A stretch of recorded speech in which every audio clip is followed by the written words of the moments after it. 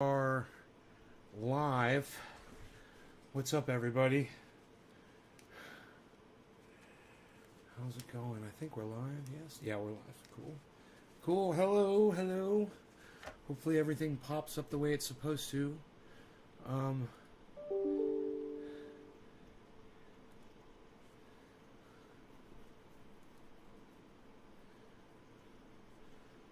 right. So I'm going to send... I know that Grahm is out surfing tonight. That's what he said he was going to do. Karen, thank you. He said, I'm going to be out surfing tonight, but I'm still going to leave him a message.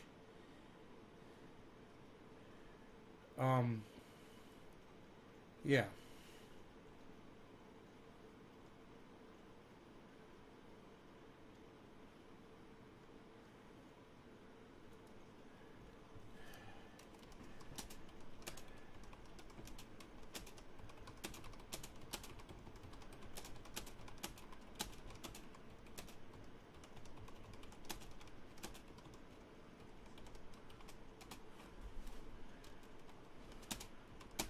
I'm sending Grahm a message. I am live now and will respond to all of your gun questions from the Eleanor Goldfield video you just posted.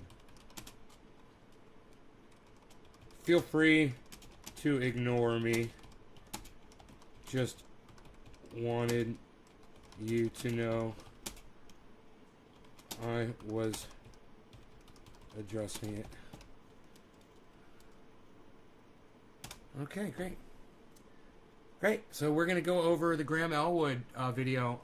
Those of you that listen to me when I tell you to follow certain people, any of you guys following Grahm Elwood out there? Hey, Yo-Yo Hippie Chick, Evans Garden, thank you.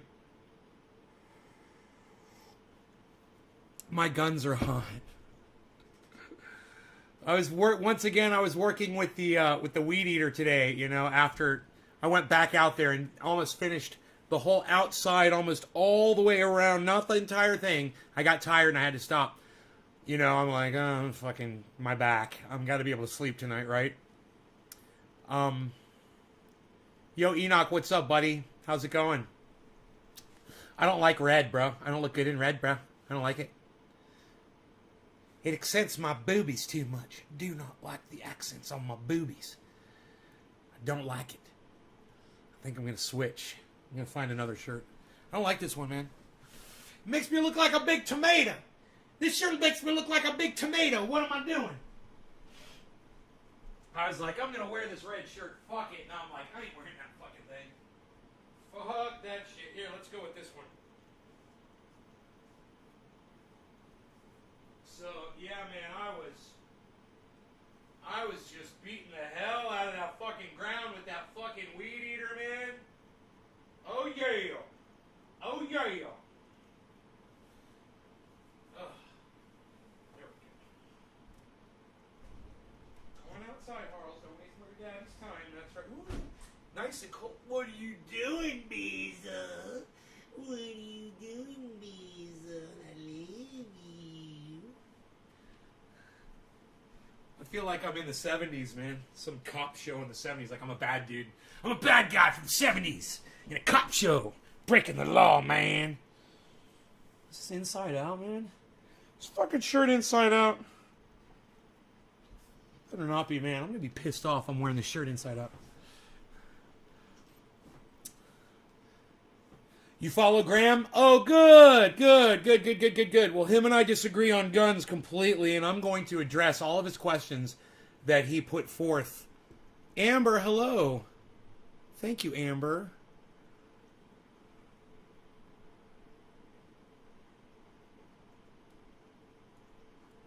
Okay, great. Sometimes you gotta switch shirts. I know, man. I look a lot better in dark blue than I do in red, that's for sure. Anyhow, let's get on this. So I messaged Grahm, and I guess I should give a link to this video on YouTube. So let me go to YouTube and get a link to it real quick. Okay. Open link. Okay. Copy link. All right. At Grahm Elwood.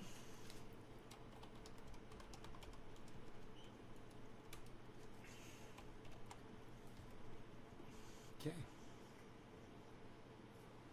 I answer all of Grahm Elwood's gun questions. He always says, Grahm answers your questions. It's a play on his show. Because he always has shows that say Grahm answers your questions. So my title of this video is I answer all of Graham's gun questions. I want everyone to know this. God, I look terrible in red. I love Grahm Elwood. Okay? So, for me, it's okay that him and I disagree on this. For him, I could see him saying, I disagree with Nate on this, and I don't like him anymore. Because his opinion, mine, Trendy Nate's opinion, results in children getting killed in schools. He would have a good point in cutting me off.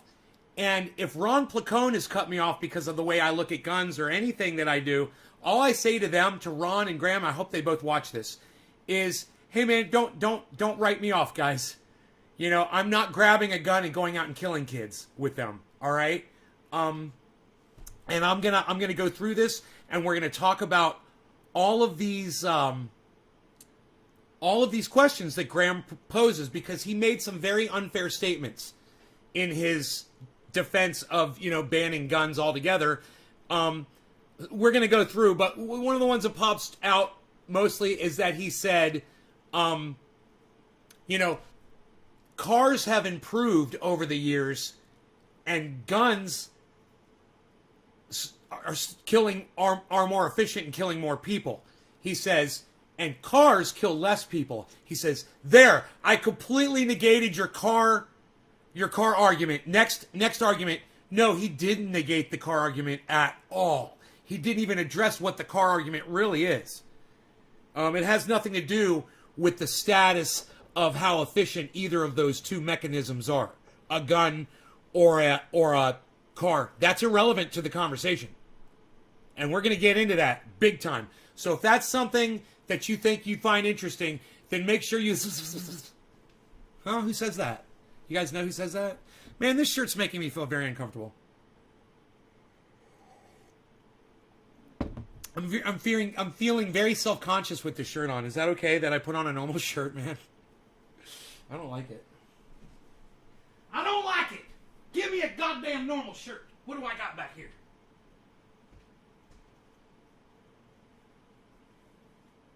Go through the list until we find something.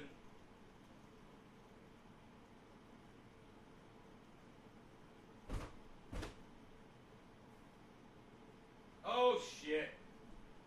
That shirt's dirty. I'm gonna get a clean shirt. Hold on, out of the back. Give me a second. I'm gonna get a clean shirt.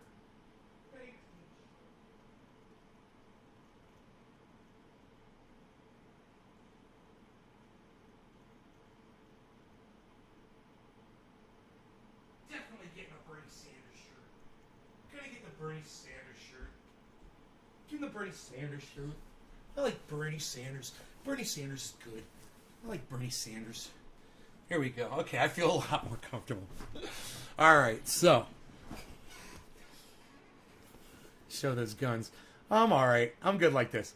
So, what I want to say right off the bat is, I understand where Graham's coming from. And I understand people who love kids and don't want to see children blown away in schools. I totally understand that argument. I get it. Okay? I fucking hate sports. Kids get killed in sports all the time. I mean, I know it's nothing like school shootings, but, I'm not out saying ban all sports. I'm just saying you guys are indoctrinated to think that that's entertainment, Grahm included. But that doesn't really address this argument that we're about to get into. Those of you guys who are anti-gun and want to see all guns gotten rid of, you're going to like Grahm Elwood's side of this argument, mostly. But I tell you guys this. Pay attention to what I'm going to say, okay? And listen to my arguments before you pass judgment, So kind of come in with a unbiased, you don't know where you stand on it. Okay, cool. A lot of you support gun rights. That's why you watch this show. Cool.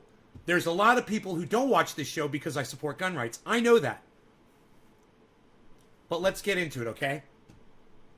Let's get into this. Now, this video can be seen on rockfin.com. It was not available on YouTube, but I am a Rockfin member, and I'm subscribed and a premium member to Graham's channel. I also donate money to him, and I will continue to do so. I want you to know it's okay that him and I disagree on guns. I don't hate him because he disagrees with me on guns. I would hope, however, though, that he would give me an opportunity to talk to him personally about this, even have and I'm not saying a debate. I'm saying a discussion where I can just explain the gun side of things to him, somebody like me who is pro-gun and not a fucking psycho, and why I am the way I am, just to, see if he understands it better. Because he writes off a lot of my arguments and doesn't give any credit to them at all. So let's go with this, all right? You guys ready? Who's ready to get into this? You guys want me to start with a dab first? Bong hit? Hey, I haven't done a bong rip in a while. Let's do a bong rip, man. What do you guys say about that? You guys like that idea?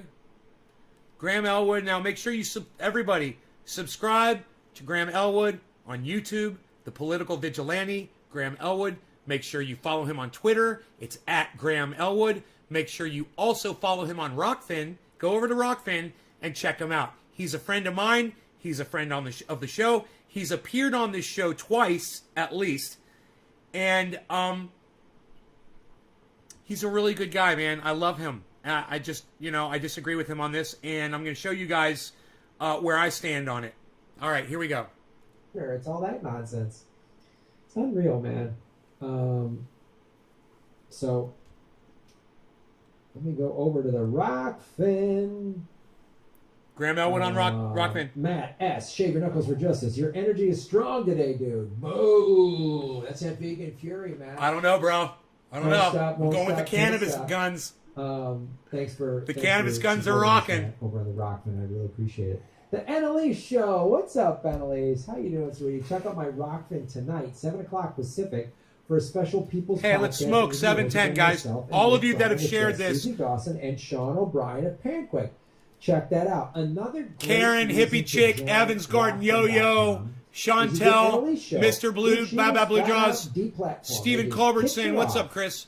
Of YouTube. I've been working out. I've been doing these.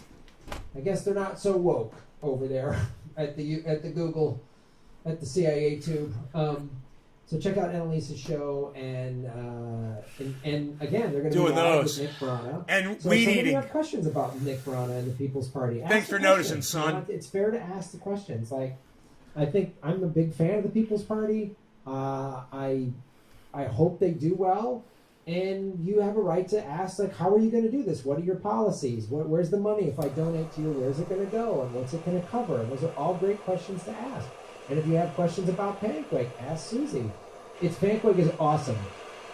I've seen a demo. I just saw a demo like last week, and I'm like, oh, snap. It's amazing. So check that out. We've had Nick on the show. We've had Elise on the show. We've had Sean and Susie on the show. So go check that out tonight. Cheers to all of you. Tonight. I will be surfing. See, he's surfing right now. Shave your knuckles for justice. I'm sniping him while he's out on the ocean. Started working with more. The gym by me is now open, so I was using a lot of bands and back to like weights and machines, which means, oh my God, these guns are going to be a little David Niven, kids. The guns of Navarone. Just yesterday, there was a mass shooting at a light rail train yard here in San Jose. Yeah, I heard about that. First thing I thought of when I heard the news was Grahm and Jordan on Status Quo both saying mass shootings, something to the effect of coming soon to a town near you, and sure enough, there it is. Even in hyper-progressive Silicon Valley, I wish that reputation was even halfway accurate. I was watching the news today, over 232 mass shootings this year, 100 more than last year. Sucks. I mean, even Gavin Newsom, who I'm very critical of, not a huge fan of, said, "What's wrong with America? What's wrong with us?" Like, that guy. Well, I'll tell you what's wrong with America. One thing is the sentiment. You know, America voted for Donald Trump. Donald Trump's whole persona was, I could shoot someone on Fifth Avenue and people would still vote for me. You know, Americans heard that. That's the man that represented America for 4 years. You know, that changes hearts and minds. That inspires people. Regardless of who the fuck it is. Adolf Hitler inspired millions of people. You know? So, you want to know the source of the sentiment. He says there's more mass shootings. Hey man, I don't blame the guns. I don't blame that there's more guns out there. I blame the fact that, hey man, we fucking voted for Donald Trump, man. We are idiocracy. We're literally playing it out, note for note. We're living it, man. We're getting dumber and dumber. People are getting stupider. That right there in itself is a good enough reason for me to have a gun. Right there, people are getting dumber. I want to protect myself against the dumb people, and we're going to talk about that because he thinks I'm a fanatic because of that. But we're gonna get into all kinds of angles on this. So, you know, I love this guy. I appreciate his opinion. I do. That's why I'm going to let him speak here on my show right now, so you guys can hear what he has to say. Liberal, such a politician, but he even was like, sounded like he was emotional about it. He was like, "What the hell's wrong with us?" Seriously, I agree. This doesn't happen anywhere else in the world. I agree. I don't want it doesn't happen anywhere else in the world. I agree. And you know what? Donald Trump didn't happen anywhere else in the world either. And you know what else? This is the kind of world where people respect people like Elon Musk because they have billions of dollars. And up until recently, Elon Musk had so many fucking fans. And now the world sees what he is. Everybody understands exactly what Elon Musk is about. But up until the big reveal, hey man, my cousin's kid is a very intelligent guy. All right? He is. You guys, he's together. He's way more fucking together than I am. Now, you saw this kid, you guys would be fucking impressed, right? He thought Elon Musk was a fucking god. You know, he came on my show and argued with his own flesh and blood. You know, we share the same fucking name. We argued over a man who thinks that we're going to colonize Mars. Americans respect a guy who thinks we're going to colonize Mars. That's the problem with America, man. It's not the guns, man. People are getting dumber. And we're not speaking out against what we should be, which is the intellect, the lack thereof, the low fucking IQs that people are producing. The whole idiocracy plot of that movie playing out right before our eyes. It's right there, people. We can see it. We are breeding morons.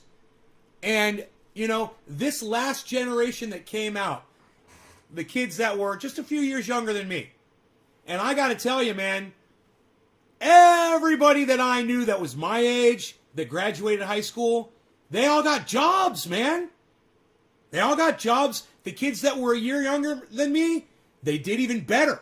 They all went to college, got college degrees, and those guys I swear, man, they became lawyers and doctors, millionaires, landholders, real estate investors, you name it, man. The younger kids that were younger than me, than my generation, right?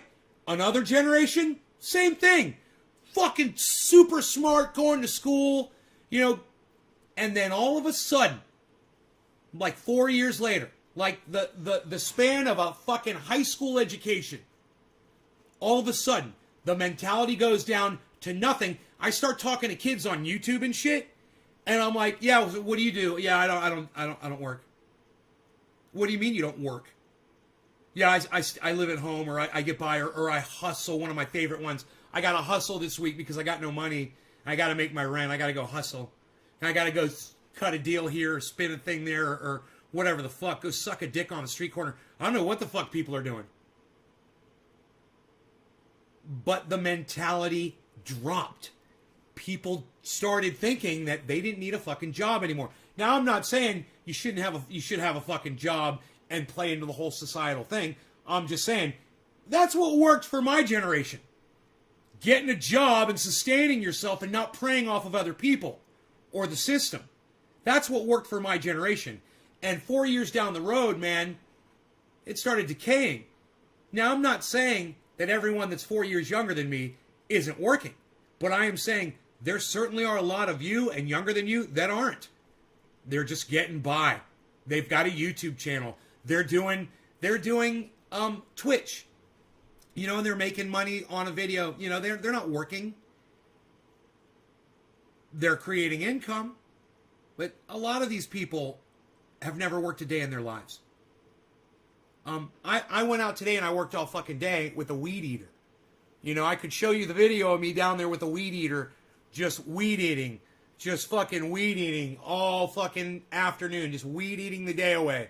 You know, I don't have to do it. I could let this whole fucking property burn down. And I don't give a fuck. Let the insurance cover it.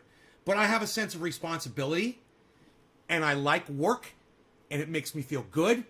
And when I work, when I'm doing physical labor, I don't care if it's something here around the house, even vacuuming, outside cleaning something, you know, or yard work, or working on my pond, or doing something physical. I feel better when I'm doing those things than when I'm just sitting around the house doing nothing. And I get depressed when I'm just sitting around the house doing nothing. I'm outside working and I've never felt better in my life, man. I have great, healthy thoughts. You know, I'm thinking about all kinds of things. Yeah, I was listening to him on my headphones while I was weed eating outside. It was great. I was listening this whole conversation. I was just fucking shaking my head thinking, I can't wait for 7 o'clock to go live with this. Nay, I agree. I believe I might still be blocked on the main 25. Josh G. All right, well, maybe I'll look into that, Josh. See if I can unblock you. So, when Grahm says he looks around and he wants to know why there's more mass shootings, I might just offer that our mentality, our mental health in this country is suffering as a whole. You know, we have a horrible fucking diet. He can attest to it. He knows all about vegan and diet and shit like that. Salt and meat and sugar is making us stupid. And we keep shoveling it down our gullets. And, man, it's not the only problem out there. I'm not saying it is. But I'm saying there's definitely issues out there. And, you know, it ain't the fucking guns. But we're going to get into that. Let's listen to what Grahm has to say. Let's blow some smoke rings into this sunlight. Everybody that is sharing this on social media, let's get me back up here. Look at this number, guys. We're at 19, man. Let's get this to like 27, 28 people, man. That'd make me feel great. All right, let's do that. Let's listen to what Grahm has to say. And make sure you subscribe to Grahm Elwood on YouTube and Rockfin.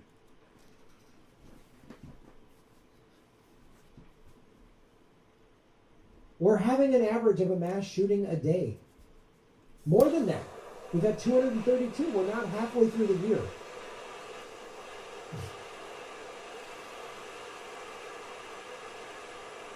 It's insane. How many burglaries happen every day? We're back to normal since the pandemic. This is put back to normal. It's a mass shooting every day and a cop killing just about every day, every week. Tomorrow or the next day, within the next week, there will be another mass shooting.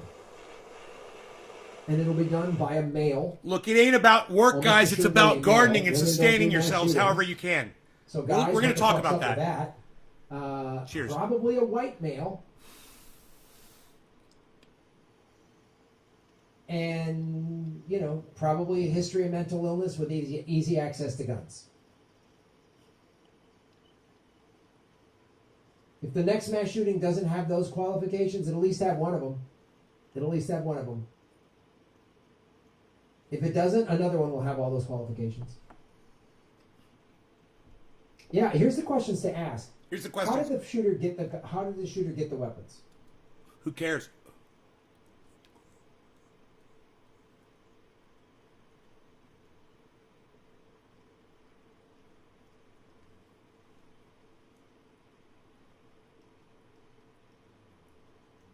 You know, mass shootings happen from all the time from people who are completely legitimate. They haven't been documented as psychotic. They've never seen a doctor. somebody having a relationship at work and finds out his girl is cheating with somebody else at work, right? And finds out everyone there at work knows about it. So he loses it, he snaps, he goes to the office, and he fucking blows everybody away. Then kills himself. This kind of shit happens all the time. He doesn't want to talk about that. There's legitimate reasons, and there's legitimate people out there with firearms that decide to use them to go do crazy shit. Now, in my opinion, it doesn't mean you shouldn't have a gun. I mean, motherfucker get in their car and run a whole goddamn bus stop of kids over in one swerve. You know, you can kill 10 people real easy with a car. Japan has .6 guns per 100 people, and there are still mass killings done by knives and swords. Mass killings aren't a gun issue, it's a social issue. Who is Facebook user? Who just said that? Who is Facebook user? Let's keep going. Chantel, anyone seen the movie Falling Down? That movie explains why people do what they do. Well, it explains why that one man in that one specific situation did what he did. But Chantel, I've had bad days before where everything seemed to go wrong. You know, a lot of people have had bad days. Man, I had a day when I went to the airport and I was all set to fucking get on an airplane, and I go to the counter to get my fucking ticket, and I booked the wrong date for the flight. They charged me $800.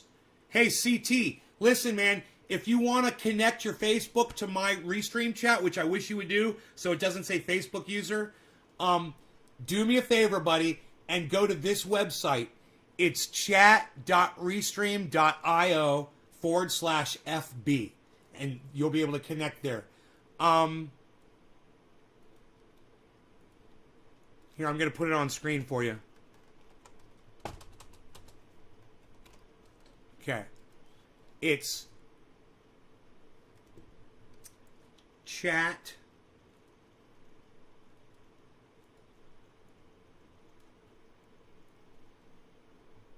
You'll see it come up right here on the screen, okay?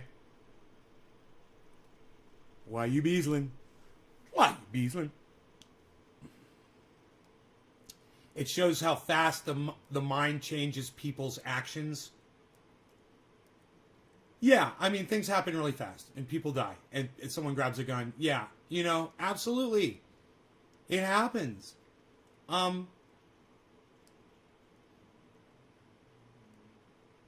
But we're not even into it yet, so let's get going. Let's get into it. How did they get them? Because like people say, I've heard like gun supporters say, well, Chicago has the strictest gun laws in the country, and look at all the shootings they have. Yeah, because they drive across the border to Indiana that has easy gun laws, and they buy guns legally. Or people in Indiana buy a bunch of guns legally and then sell them on the street for double the price. So he's just making shit up right now. He has no idea what he's talking about. This is straw manning at its worst because he doesn't know what the situation is over there. For triple the price. They report them stolen. They file off the serial number and sell them on the street. Is that what they do? How hard is that?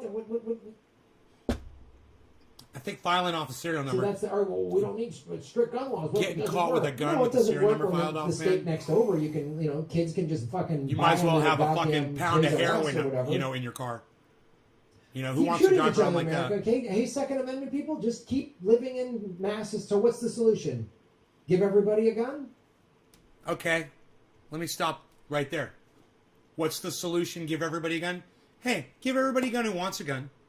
And if there's a reason why they shouldn't have a gun, then, you want to have laws that would stop someone that's a repeat criminal, a violent felon, someone who has mental incapability and has demonstrated that they are not responsible enough to own a firearm. You got to, pass some kind of a competency test, or if you've been reported to be incompetent. I'm fine with all of that. There's ways around it. If you need a gun, and I know a lot of people who could use one that don't have access to it, and you can't get one, man, it can make you very desperate. And no one should feel like that. You should always be able to feel safe in your own home. you know, and as far as I'm concerned, in your own vehicle or in your own space, wherever the fuck you are. But that's me. And my views on guns are very, very, very what you would call pro. Very, very lax as far as, you know. I've been to countries where people walk around with fucking machine guns. And at the time, there was no violence. And whoever wanted to carry a fucking gun was carrying a gun because everybody had to be in the fucking military. But, you know, how often does a mass shooting happen in a police department? Like, how often does a policeman go crazy and kill all of his coworkers? How often does a mass shooting happen inside a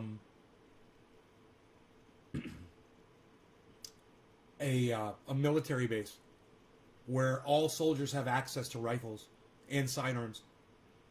You know, it's happened before. I remember, you know, there was that one at a military base. But in the places, it seems like where there's the most amount of people with the most amount of guns, there doesn't seem to be a lot of shootings going on. You know, it seems to happen where people have the least amount of guns, like schools, concert venues, right? Because when you go into a concert, what happens? We all know. You get patted down or you get the fucking wand. You got to hold your arms out. They fucking wand you. If you have any metal objects on you, you got to take even a chain on your keys. You got to fucking drop it off in a box. You know, right?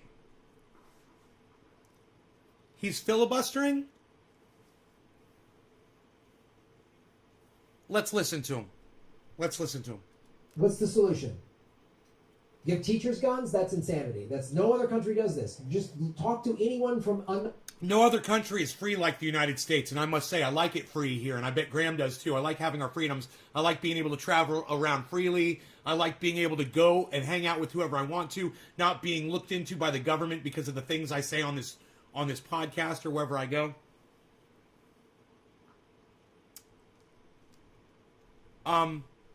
Facebook user, yeah, Facebook user. I'm just going to block Facebook user, man. So it's not going to pop up here anymore. Yeah. Whoever the fuck you were, dude, you're blocked now. Don't ever come in my live stream and bring up sports, ever. I'll block you instantly. Nobody gives a fuck about your sports, bro. It's like anybody giving a fuck about your goddamn flag.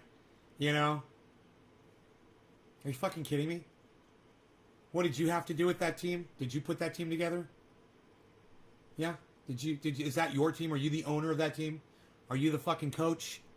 Are you the star of that team? You're fucking nothing. And they don't know who the fuck you are, and they couldn't give a fuck. They just rely on your cuck ass to keep fucking supporting them. You little dumb bitch. Whoever the fuck you are. Facebook user? No, that's what it says if it doesn't know who you are. It could have been anybody. I don't give a fuck.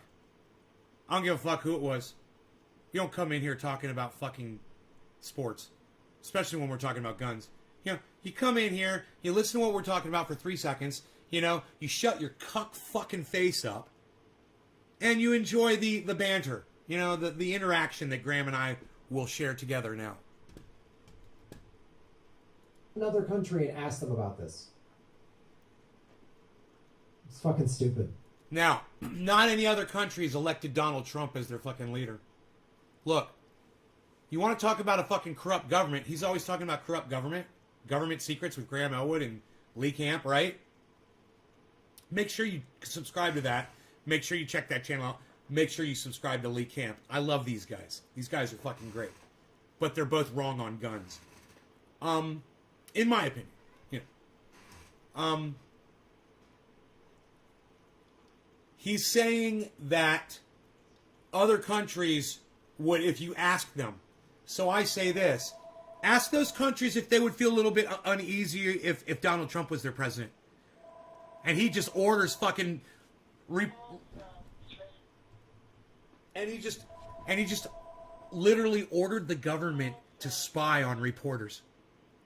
Do you know that? Hey, do you guys know who, oh, I forgot her name. She looks like a big fucking old substitute teacher that I used to have. She is a international correspondent, I believe, for CNN. She's been on there for years. She's an older woman. She's very old. Very old lady. Very unattractive. She has a very gravelly voice, and she's very unattractive. Anyway, Donald Trump had the government get her home address, her phone book, her phone numbers, her cell phone, her texts, everything. And they totally followed everything that she was doing and saying. I wonder how they feel about that. Why don't you ask them that, Grahm? And then say, hey, then would you maybe want to keep a firearm just in case? Because I know what you're going to say. Oh, they're going to bring a fucking Sherman tank. What are you going to do when they have a bottle rocket launcher? When they have a rocket launcher, or they come to your house with, armor and blah, blah, blah. That's the argument that they always say. And I always say this. Well, what happened at the Bundy Ranch? What happened with that standoff with the federal government? They didn't bring a tank to that, did they? They backed the fuck down. Do you think the government would have backed the fuck down if there weren't 75, 100 men standing up there with high-powered rifles on that overpass? Fuck no, they would have driven right past that overpass. They would have gone in there, and they would have fucking shut down the Bundy Ranch.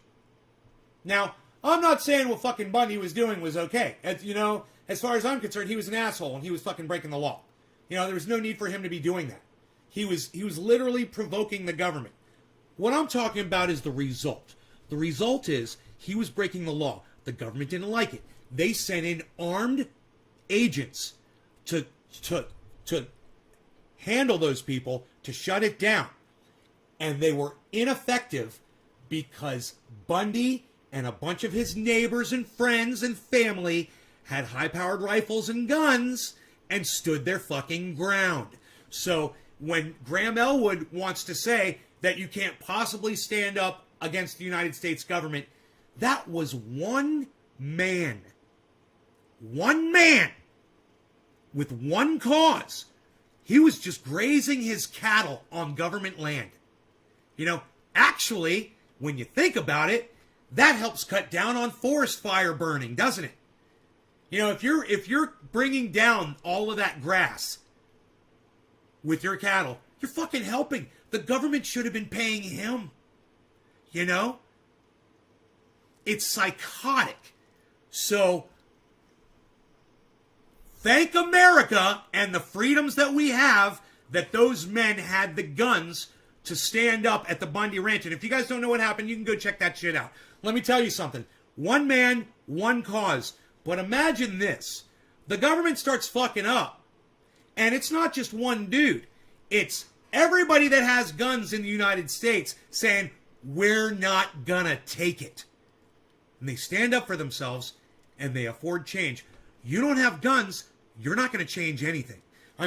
You can go out in the street and march all you want.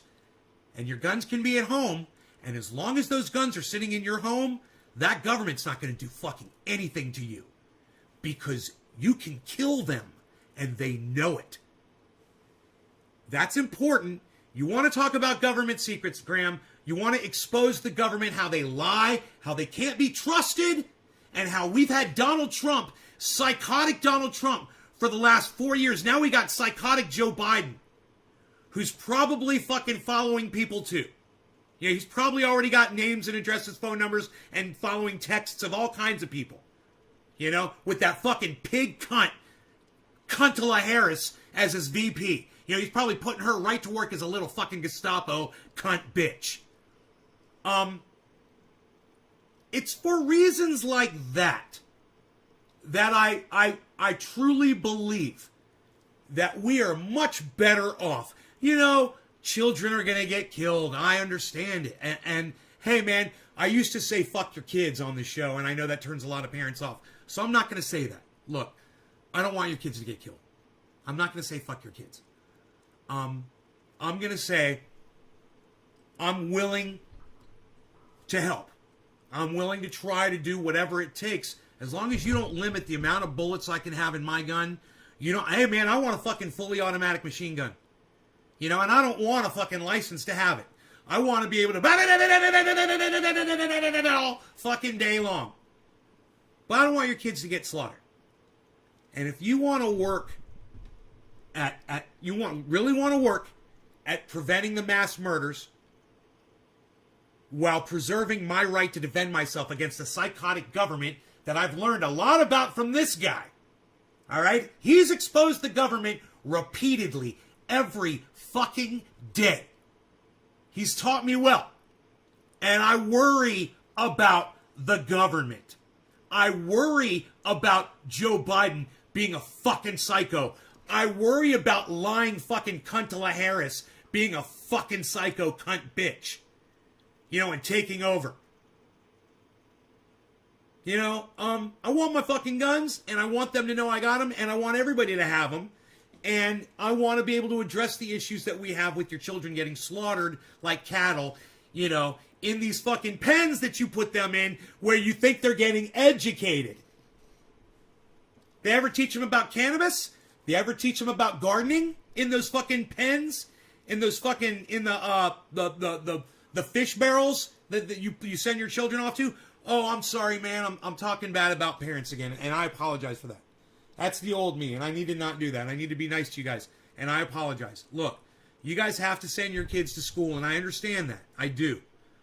It's a necessary evil as far as I'm concerned. I fucking hate school. Let me tell you something. The best thing I got out of school was one of the girls that used to sit in front of me in one of my classes had the greatest ass. You know, it's basically what I took with me from high school. That's it. I didn't learn shit. I didn't learn anything. You know?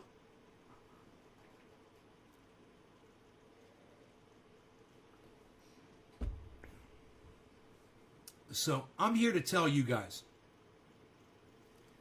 You want to send your children to school, and you have to send your children to school. I understand. It puts you and I at odds. It puts us in a bad position, doesn't it?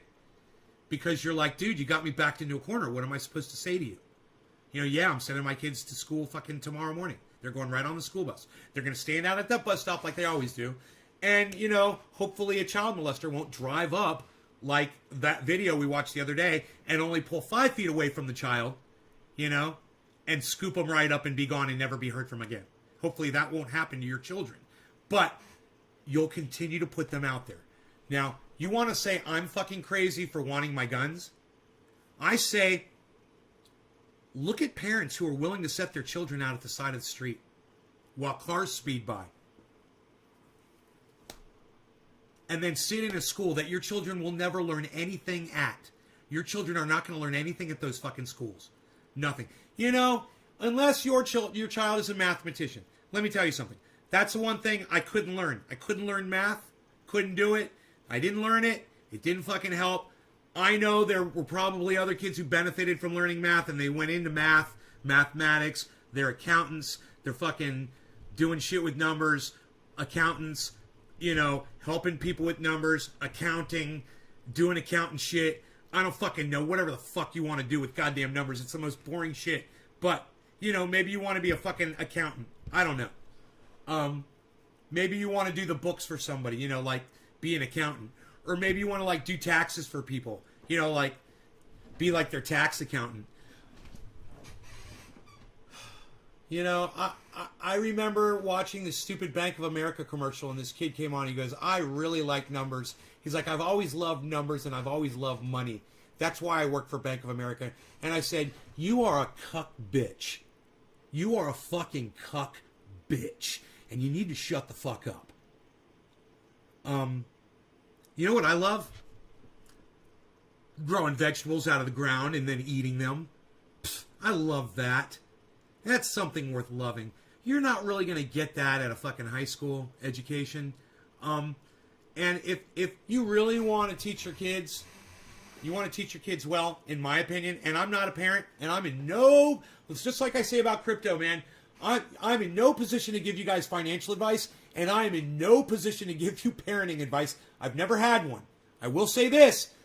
I've dated a few girls, and almost every one of them had children at the time. So I served as, kind of like a really shadowy father figure that was barely ever around when they were, from time to time. That is the only expertise that I bring to this table.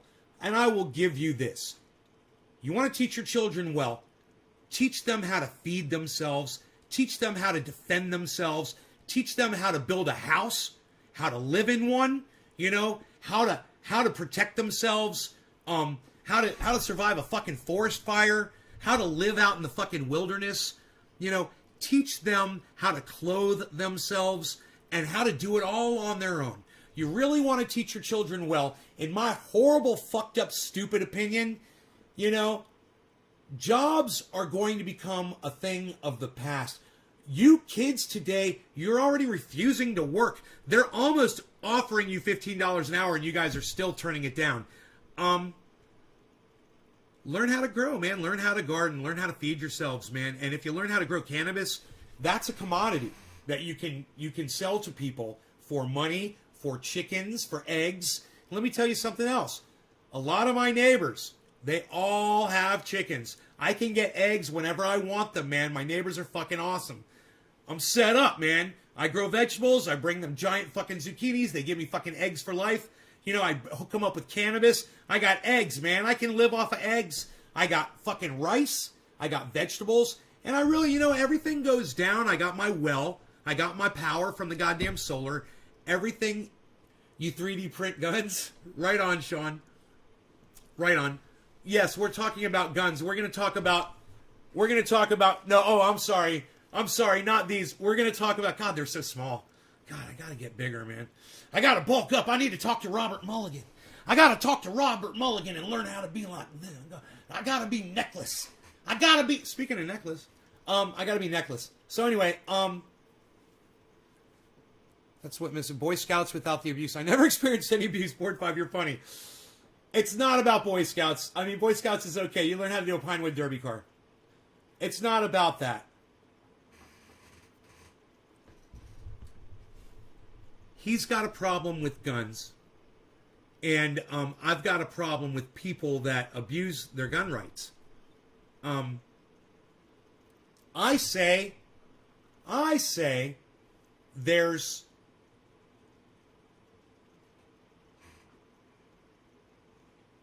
other answers to this problem besides taking everybody's guns away. He says the government's dangerous. I agree. How are we supposed to protect ourselves, Grahm, from the evil government you're always exposing if you want our guns to be taken away? What are we supposed to fucking shame the government like you do? Because, it doesn't seem to be working. They're still killing people in the street. They're still killing folks in other countries and bombing plenty of people. And hey, man, they're shipping our weapons to other countries and turning their head while genocides are going on. How many genocides are we ignoring, guys? How many Hey, Steve Running. How many genocides is the United States ignoring right now? Let me know. Another mass shooting.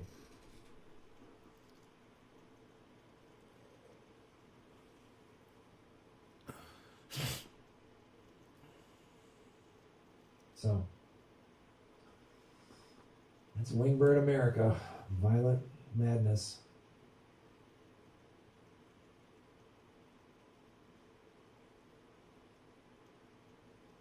He's going to get into it. Yeah, more people are dying from all over from no healthcare and poverty. Yeah. Yep. It's not an either or. Again, but more people die from they don't have healthcare. Yeah, that's also awful. What's wrong with America, the richest country in the history of the world? We shouldn't have a mass shooting every day. No one should be dying because they don't have healthcare. There shouldn't be people living in the streets. All these problems can be fixed. Look, I think healthcare, which I agree with him on, would fix a lot of the gun problems that we have. When everyone's got access to healthcare, a lot of the people that would flip their shit their minds would work better if they were healthier, and they would hopefully be exposed to more health professionals who could offer them medication or help, even if it's just seeing a psychiatrist, someone to talk to, rather than letting them slip through the cracks and then grab a gun and kill a bunch of people. 134, give or take.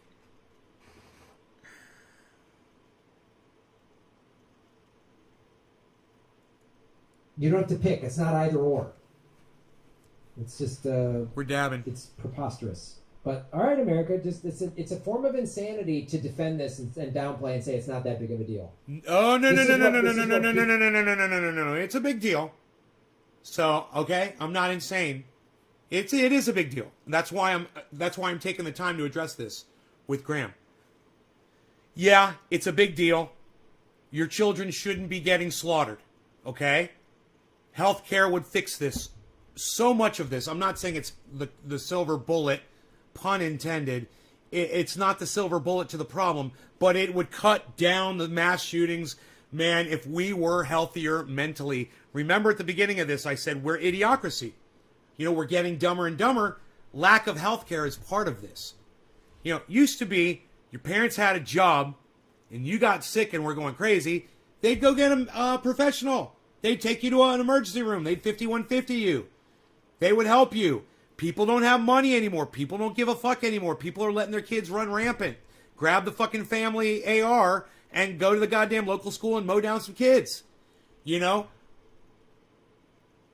People are losing their sense of responsibility. People don't want to work. People don't want to raise their children.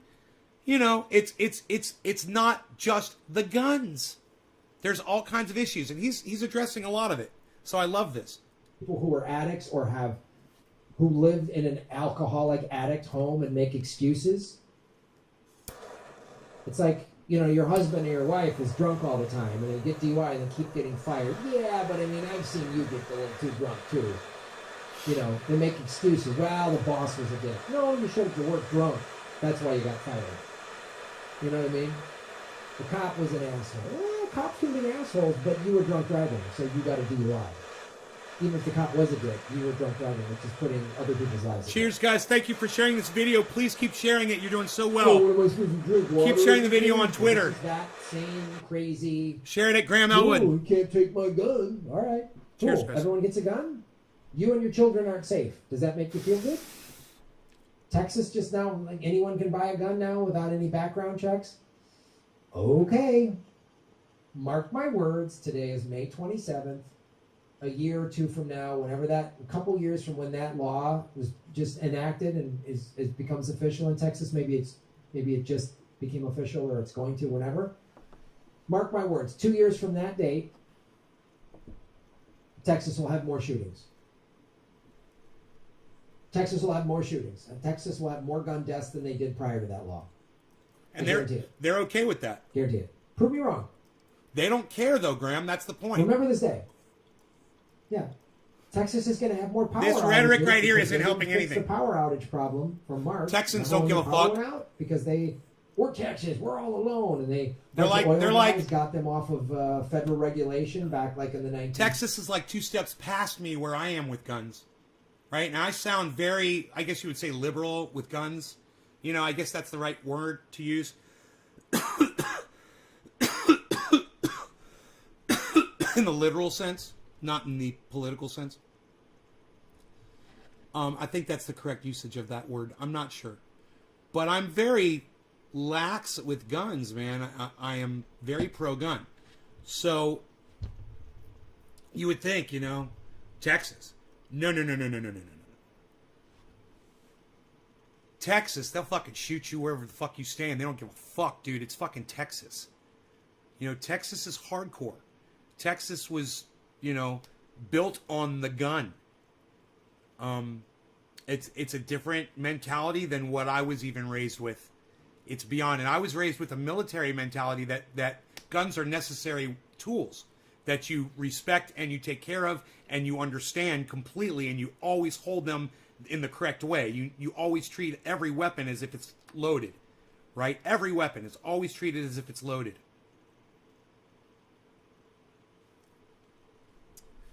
It's just military, you know? But Texas, man, Texas mentality is yeehaw guns. I'm not that far. Now, like I said, I want a machine gun. I want a fully automatic machine gun. You know, I want whatever the fuck I want. If the government's got it, I think I should have it. And if you don't want me to have it, then take it away from the fucking government. And they shouldn't have it either. You know? You don't want me to have a tank? Well, take them away from the goddamn government. You don't want me to have a fucking RPG? Take them away from the fucking government. You don't want me to have a hand grenade? Take them away from the fucking government. You know? We're very slowly but surely setting the odds against us in case we get another monster like Donald Trump in there. You know, and it could happen. There's fucking psychos, man. Imagine if Marjorie Taylor Greene became president of the United States. Oh boy. Oh wow.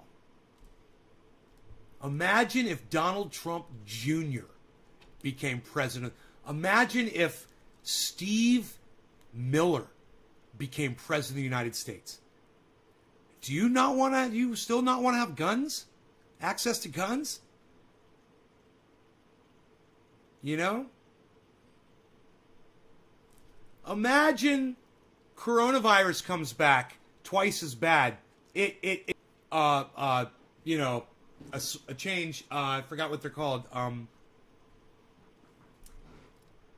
And all of a sudden, a whole bunch of people start dying from that thing, and you get some fucking asshole in the presidency that's blaming China again. And then people start going around and killing Asians, like out in the street and shit. Right? And if you were an Asian person and that shit was happening, you want access to firearms so you can protect yourself from fucking rabid fucking, you know, Republican Trump-supporting mob cunts? Mutation. Yeah, imagine COVID mutates. Thank you, everybody. Thank you for listening. Imagine COVID mutates, and we don't have a vaccine for the mutation. And a whole bunch of people start dying from it, and you get some jerk-off like Marjorie Taylor Greene or this just jerk-off from fucking Florida, DeSantis, or the other jerk-off, Matt Gaetz, becomes president of the United States. You know? Some fucking psycho. And they say, China virus, the Kung flu. You know, this is all China's fault. China, China, China. And the next thing you know, Asians are getting murdered. Again. Again. You want access to firearms? Do you think mobs might restrain themselves if they thought that sweet Asian old lady might pull a fucking .45 Magnum out of her little tiny purse and blows your fucking brains out? And then hopefully fucking spits on you? And puts that shit on the goddamn internet so your children can see it for the rest of their fucking pathetic lives? You fucking racist piece of shit. Hey, man. I don't trust the government to take care of me. That's all I'm saying. He doesn't either. Yeah, in order for me to take care of myself, I need a firearm. You know, and the government's not here outside my fucking front yard with the goddamn firearm, you know, marching back and forth like they do at the White House. You know, I want some soldiers out here. I want a couple soldiers at every goddamn corner. I want one on the roof, a fucking sniper out in the fucking mountain, watching for folks. I want that. You know, why does the government get that shit? You know, I want to feel safe too. I want to feel safe wherever the fuck I am. In 30s or 40s or something like that, the power's going to go out again, and they're going to have more shootings. And there's going to be another mass shooting in America within the next 5 days. Prove me wrong. Prove me wrong. I'd love for that to not happen ever again. Yeah, but okay, you like mass shootings. You like so give your kids a gun?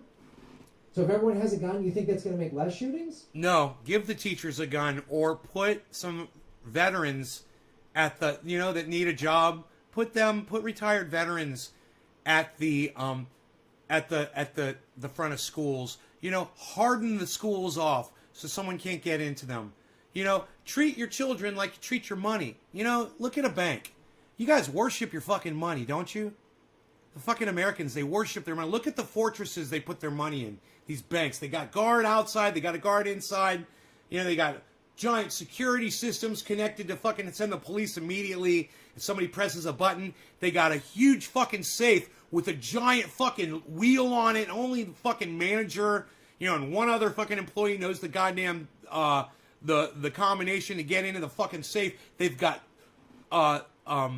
steel boxes inside there. I forgot what those things are fucking called. You know, they've got barricades set outside the front doors, big yellow fucking steel poles that you can't pull a car up to, so you can't, you know. And then look at a fucking school, man. Look at every school. You guys, people care more about their money than they care about their children. And I don't blame y'all, but I say from the people in the past that have been responsible for building schools and building banks, wow, they certainly did fortify the banks and not the schools. Yeah, retired vets. You know, there's plenty of veterans out there who would love to protect your children. Yeah, I would do it. I'm not even a veteran. I'd say, hey, man, that would actually be something that I would do. I would literally do that. I would give me a fucking, you know, everything I need. And you make sure these people have everything they need, you know? Fucking put me on fucking patrol. Citizens on patrol, man. Literally had that thought. If every school had guards, you'd fortify them, and you'd have a lot less mass shootings at schools. Now, they'd move to the nail salon. You know, the Asian nail salon. They'd move to the gay bar down the street. What was that gay club called in the nightclub in Orlando? What was that place called? Please refresh my memory, man. I want to remember. What was it? 50 people died that night? It's horrible. There's so many people got murdered that night. I'm not saying, you know, that I appreciate or want this, Graham. And yeah, I want him to realize that there's gun owners out there, not just responsible gun owners, but there's gun owners out there like me who I'd never shoot a goddamn deer. I'm not a hunter, bro. I'm not here to kill anybody. I'm here to protect myself. I'm here to use the gun as a preventative measure, you know. Pulse nightclub. Thank you, Trendy Nick. Yeah, Pulse. Man, let's remember those people for a moment, shall we?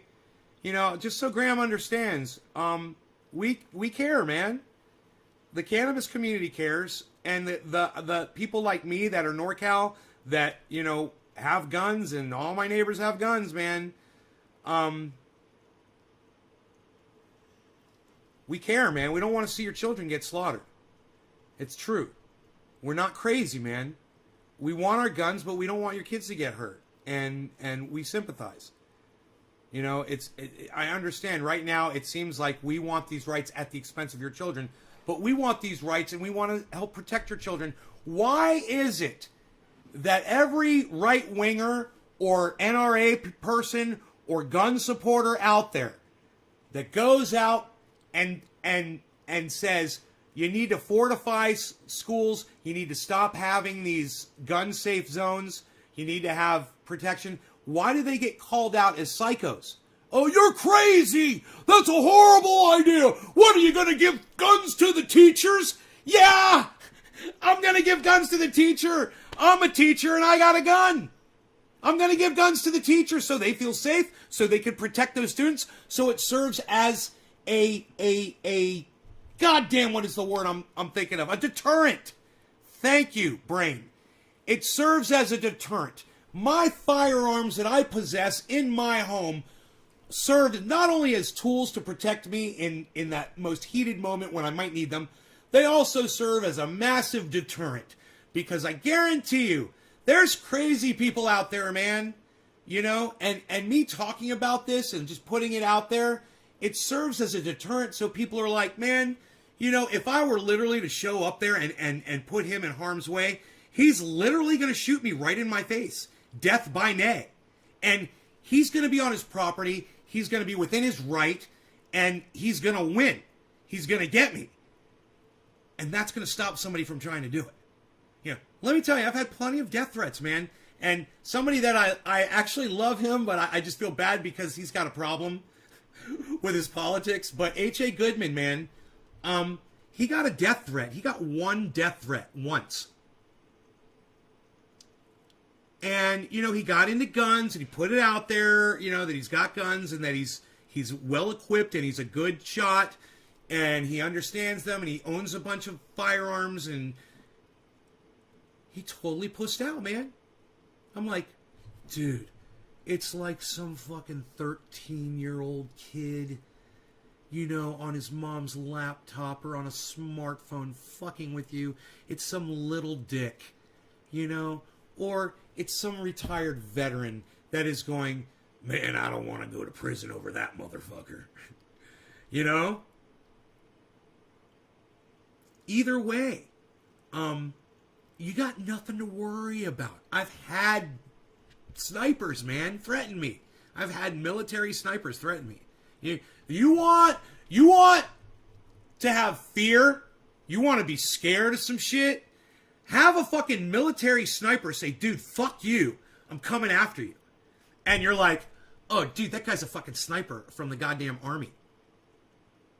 He literally went to war and killed people already. He doesn't give a fuck. You know? And you're worried about some kid in the UK on his mom's fucking smartphone, you know?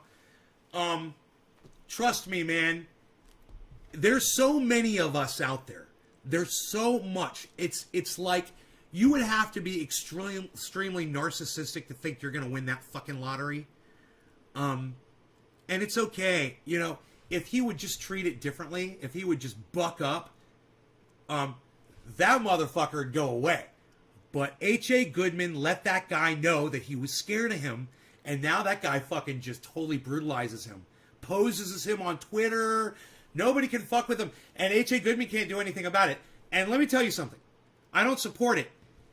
Twitter sucks my dick. Twitter sucks H.A. Goodman's dick because he should be able to tell them, hey, this guy's harassing me and threatening me, giving me death threats.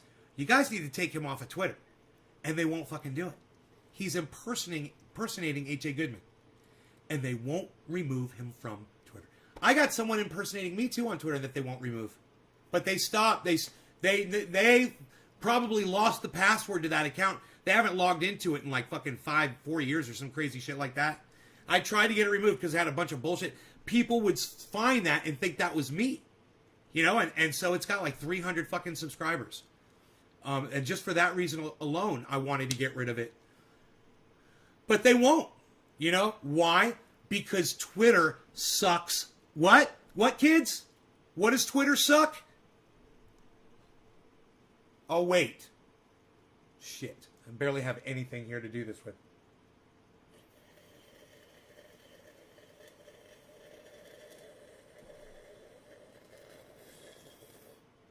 Dick, Sean, that's right! Twitter sucks my fucking dick. Thank you. Let's move on, shall we? All right, back to Grahm. We love Grahm Elwood. Grahm Elwood on YouTube. I hope all of you guys have subscribed to Grahm Elwood. Sign up for notifications. He goes live like every fucking day. He's great, man. I love him. I'm jealous of his widow's peak. I want it. I want his widow's peak. Oh, but he's going gray, and that makes me happy. Graham's going gray. Graham's going gray, and it makes Trendy Nay say yay! Okay.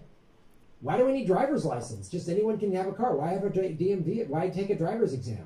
Look, if you want everybody to have certification to have a firearm, okay, I'm fine with that. Fine with that. Let me teach the fucking class. Let me tell you how to teach people how to hold a firearm. Not that stupid fucking pig that was in that school one day and took a goddamn gun out of his holster and shot himself in the foot. All right, I know you guys all remember that because we watched it on this podcast. It was years ago, and we laughed and we laughed and we laughed. I just love it when a fucking pig shoots himself. But as a fellow gun owner, he didn't treat that gun as if it was loaded. At one moment in time, it was directly pointed at his foot while his finger was on the trigger. Okay? You can't do that. Now, if you want my opinion, you want my class? My class says, if you holster a gun, the way to do it safely is to make sure it's not cocked and ready to go.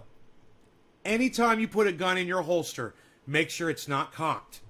Because what happened to that guy could happen to you. You could shoot a child, a neighbor, anything. You could shoot your dog by accident. You could shoot yourself in the face. You know, you could drop the gun. It could go off and shoot you in the fucking chin, blow your brains out. Or just take a little bit of your brains out, and then you just end up being, kind of slow for the rest of your life. He shot himself and tried to play it off. You guys remember that cop that said outside and hid, that stood outside and hid? All right. So anyway, you want to talk about a license, a driver's license? Everyone needs one for a car. Now look, I know there's plenty of parents out there who put their children on firearms at a very early age.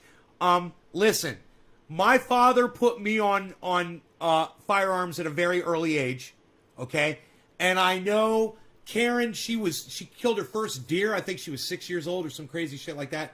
I said, your father's a fucking monster. And she goes, I know, I've lived with that my whole life. It's haunted her, and it's not supposed to. Parents shouldn't do that to children. You're a horrible parent if you subject your child to something disturbing when they're just a kid. It's a terrible thing. They'll never forget about that. They'll have that in their brain for the rest of their life, and you toxified their brain. You putrefied their brain. You ruined them. You spoiled them. You made them. You broke them. And you're no good as a parent for doing that. So that's my opinion. You want to teach a child gun safety at an early age, not how to go fucking kill a goddamn deer. You don't have to go shoot an animal to teach your child gun safety. You teach a child at an early age gun safety, I don't know, let's say 6 years old. And you just teach them this. Okay, this is a gun. All right, this kills people. You understand that? Okay, so this is a gun. And when it's loaded, you pull the trigger, it'll fire a bullet, kill it, right? This gun, in order to cock it and load it, you have to grab it and pull it back and do that. Now, you're too young and you're not strong enough to do that. So, you won't be able to use this fucking gun. You're going to go grab this gun and try to kill somebody. You won't be able to do it. So, there's a 38 hammerless. This gun, all right, when you grab this one, you just point at somebody, pull the trigger, and you're going to kill them instantly. Pop, pop, pop, pop, pop. They're dead. 5 bullets, they're gone.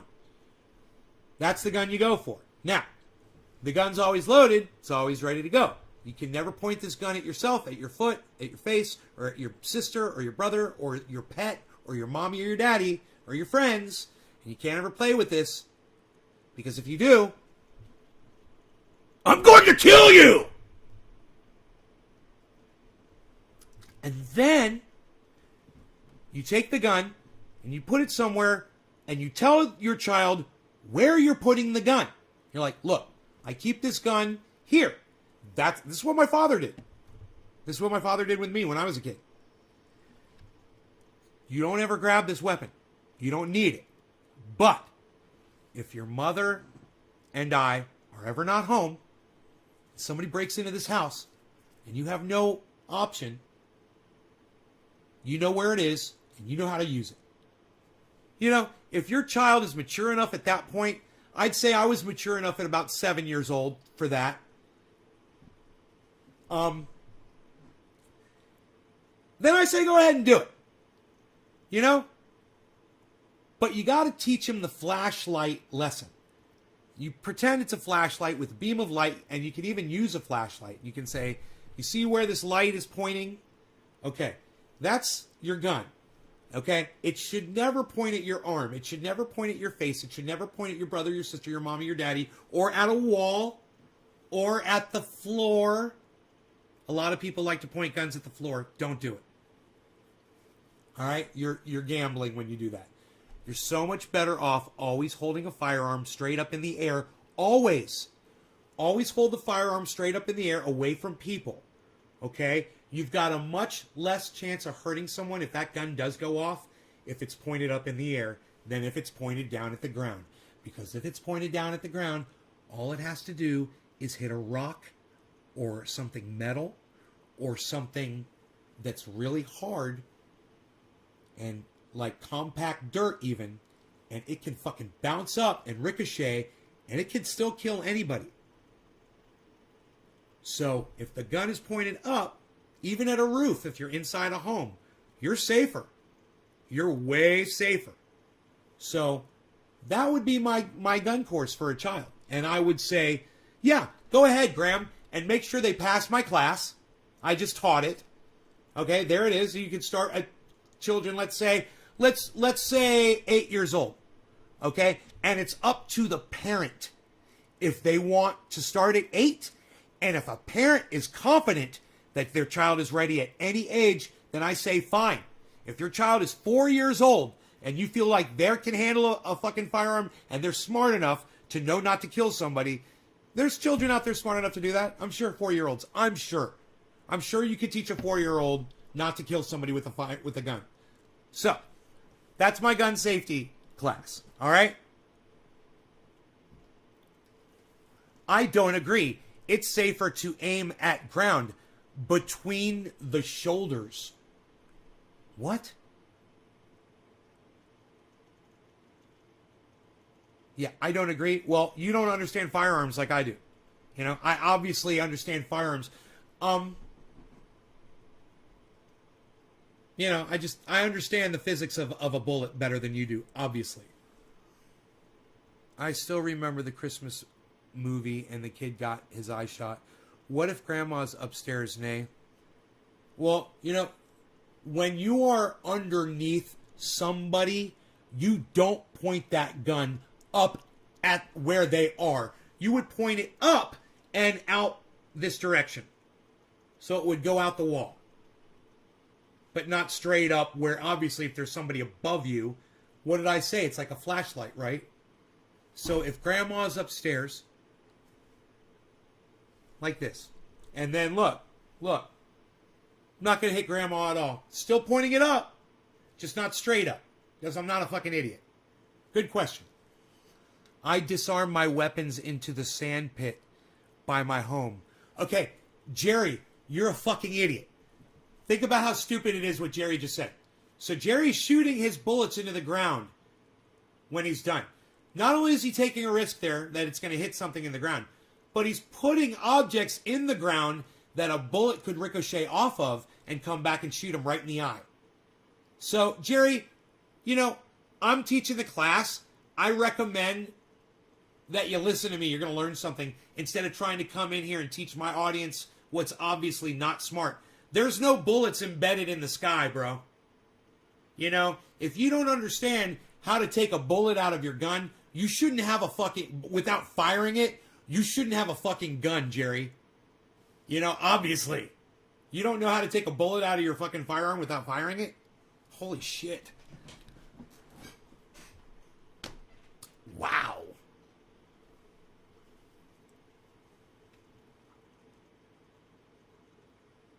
Waste of good ammo. Yeah, I mean, all kinds of reasons, right, Dice? Look. I wasn't in the military. My father was in the military. My father taught me guns since I was a little kid. We've always had guns in the house. My father bought me guns when I was a kid. My uncles bought me guns. You know, we used to go out shooting together. I spent a lot of time with firearms. I'm pro firearm, and I don't have a reason not to be. Firearms have protected me at times when I needed them, and I've used them before. So, you know, I'm definitely pro firearm. I think I know a lot more about firearms than anyone that would tell you to point a gun at the ground. That is just stupid. You know, you're pointing at a gun at the ground and walking. How many times does that gun cross over where your foot is? You know?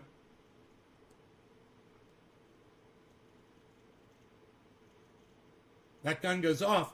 You better hope there's not some big boulder or rock on the ground. You know, often there's a boulder just under the ground. You don't even know it's there. You know? Safety on guns exists for a reason. Low, board 5.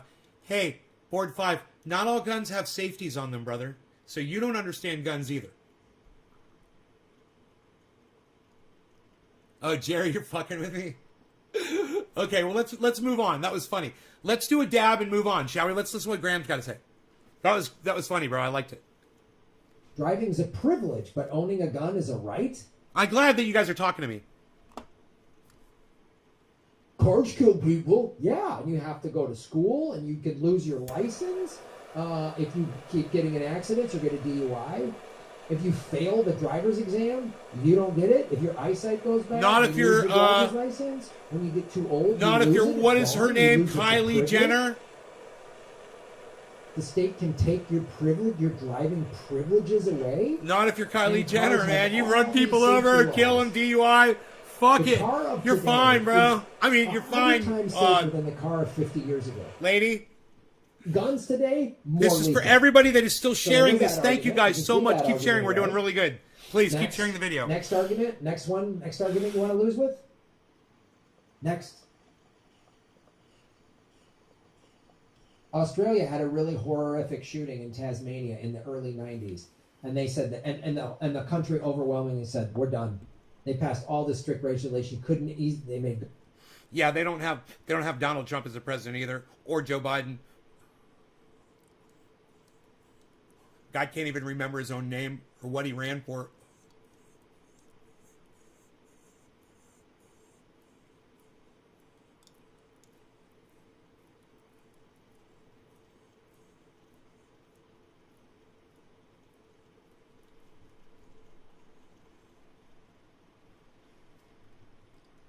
Guns really hard to get. You can still own them if you're like a rancher. Next. Hey, is 100 times safer than a car of 50 years ago. Guns today, more lethal.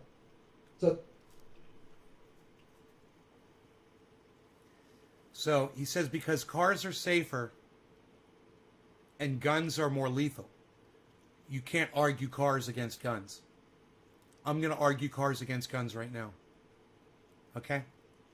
Automobiles kill people every day. Okay? It might not be as many people as guns. The numbers really don't matter. There's all kinds of things that kill people every day, like smoking cigarettes, drinking alcohol, driving cars, or guns. Okay? We choose to allow things like cars that kill people, or tobacco that kills people, or sugar that kills people, in our society, because we have a desire for those things. So as a whole, we vote to keep those things. The reason we have guns is because as a whole, we've spoken and said we want to keep our guns.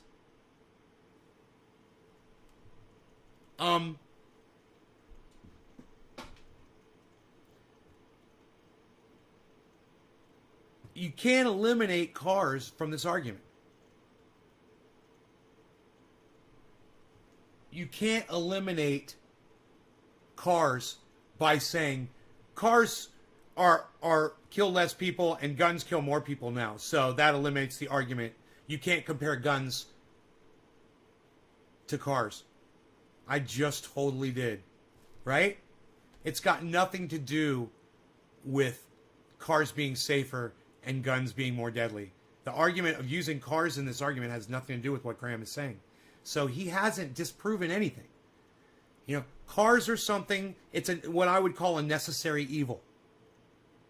Guns are a necessary evil. Now you want to argue alcohol and tobacco. I might say they're unnecessary evils. You might disagree with me while you're drinking your beer and got your cigarette in your hand while you're watching Nate's Garden right now. But I digress. I don't think that Grahm has disproven any freaking argument here whatsoever. So there goes that argument. I just blew that argument away. It's a right. Cars kill people. Yeah, because we're Texas, we're all alone. And a bunch of oil guys got them off of federal regulation back like in the 1930s or 40s or something like that. The power's going to go out again, and they're going to have more shootings. And there's going to be another mass shooting in America within the next 5 days. I went back a little too far. Prove me wrong.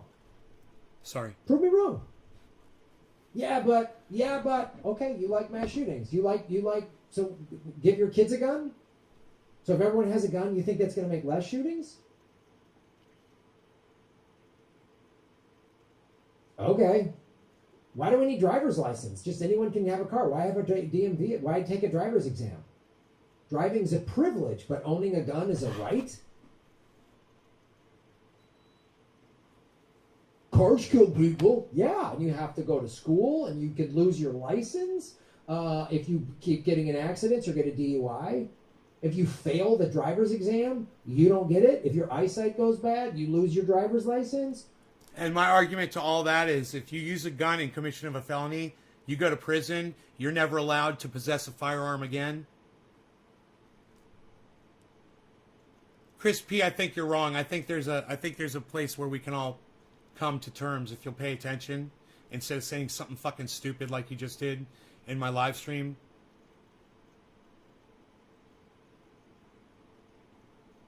Well, I like what you said about never using alcohol when you've got firearms. Somebody almost shot me in the face with a machine gun when they were drinking alcohol.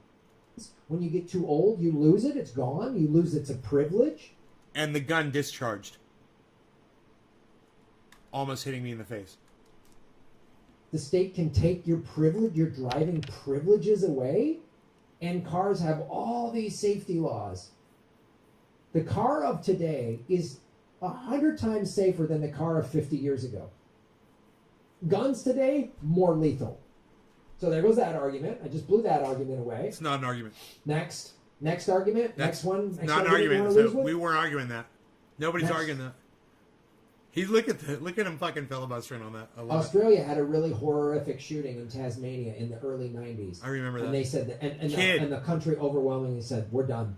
They passed all the strict regulations. And I say they don't have Donald Trump. It's really hard to get. You can still own them if you're like a rancher or something. It's really hard to get. They don't have Donald Trump and as a fucking president either. Or Joe Biden. How did that happen? Oh, there's no NRA. The NRA is a gun lobby. Yes. Right? And every time there's a mass shooting, gun sales go up. Yes, so, and I understand that. I have actually purchased firearms or bullets around those times.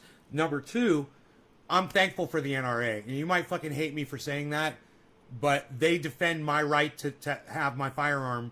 So, I know they're a bunch of fucking assholes. I know it's all about money, and I know you might not like the way they do what they do, but they accomplish for me, and they have always accomplished for me, what my goal is, and that is for me to keep my right to possess my firearms, and I want everyone that's capable, willing to possess firearms to do so without being harassed or whatever. And if you want to deal with the people that are falling through the cracks, let's address it instead of going after my right to possess one. Okay, let's address the issues. The issues are kids getting killed. The issues are mass killings. We can totally talk about that. There's already plenty of ideas, and there could be plenty more. So they infuse fear, and the NRA spends money primarily with the Republican Party, but they still spend on Democrats. Like AIPAC spends a little more with the Democrats than they do with Republicans, but they still spend across both parties. It's the same thing with the NRA. And they use fear-mongering and propaganda. Sure they do. Thank you. I see some propaganda like showing like a guy, I don't know, something somebody put on. I gotta say, Grahm, you saying that everyone that is pro-gun is psycho and doesn't care about children, that's propaganda too, bro. Hey, I love you, but I gotta call you on your bullshit. I don't want people's children to die. All right? Some of my best friends, I always think about these kids, man. They've got beautiful kids, man. I freaking love them. And I would be devastated if something bad happened to their children. As if they were my own. I would be devastated. It was supposed to be some joke thing, and it was like a guy having sex like he's a woman or something like that. And it's basically saying this guy's a pussy. And it says guys ready for a have dab? sex like this are the same guys that Yabba have gun doo! control. Woohoo! And it was like, ha, ha, ha, ha. And I was like, oh yes, the American male, so easily propagandized by the NRA to think that their masculinity is tied to owning a weapon. The gun lobby thanks you. You push any of those pro gun? Does anybody know what I use this for? The gun lobby thanks you. They thank you so much. Like when it's just like when you say, "Are we going to pay for Medicare for all?" Big Pharma thanks you. Big Anthem Blue Cross, they thank you. The gun lobby thanks you. So, I need a gun for protection. Do you think your gun makes you immortal? No. You're still going to die, right? No. Society collapse? That's straw manning right there. Now he's straw manning. No. I don't think my gun makes me immortal. Like I said, it's a deterrent. It helps me. You know, it's a tool. Like I said, I've used it before in a situation. I was all by myself. Only thing I had to defend me against somebody who was much bigger, much crazier, much more intimidating than I was a firearm. And when I let him know that on the other side of the door I had a gun pointed right at his head, he calmed the fuck down. You know, so I used the gun in a situation where I needed it. I was prepared to shoot him. You know, but the door was closed and it was locked, and he was saying he was going to kick it down. He was possibly on something, you know. So I was fearing for my life, and I got to tell you, I liked the guy. He's really likable. I didn't want to fucking shoot him, you know. He was acting like a wild man that day. So, he actually taught me a lot about living out here. You'd be fucking surprised. We spent some time together. But I don't talk too much about that. I don't like to talk too much about that. My point is, I've been in a situation where he wants to say a gun makes you feel like a Superman. No, Graham. That's not why I have a gun. I have a gun because I've literally used one before when I needed it.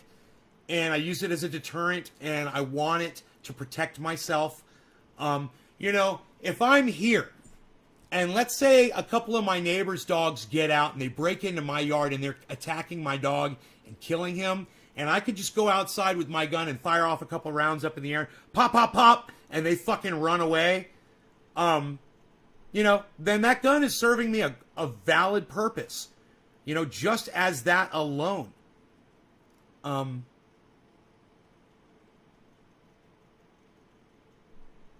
By Jason Holloway. Kneecap always on my first choice to do harm. Yeah, that's right, Jason. And that is true. What Jason says is a valid point. People that want guns, they can find them anywhere. It's a really good point, Jason. You restrict who can have guns, all the wrong people will have them, and the people that need them to protect themselves won't have them anymore. And you're turning a lot of us into victims or possible victims, and we don't want to be that. We want to be able to not be a fucking victim, you know, and we want to have the ability to at least fight for our own lives in a fair fight, you know. You might say, well, you know, a gun in the home results in gun accidents. If you have a gun in the home, there's this % chance. I'm willing to take that chance. I understand that. You know, I don't sit around all day fucking with my dick in my hand cleaning my fucking gun. You know, and I would have a tiny dick if I did. You know, don't sit around and fucking clean your guns, guys, okay?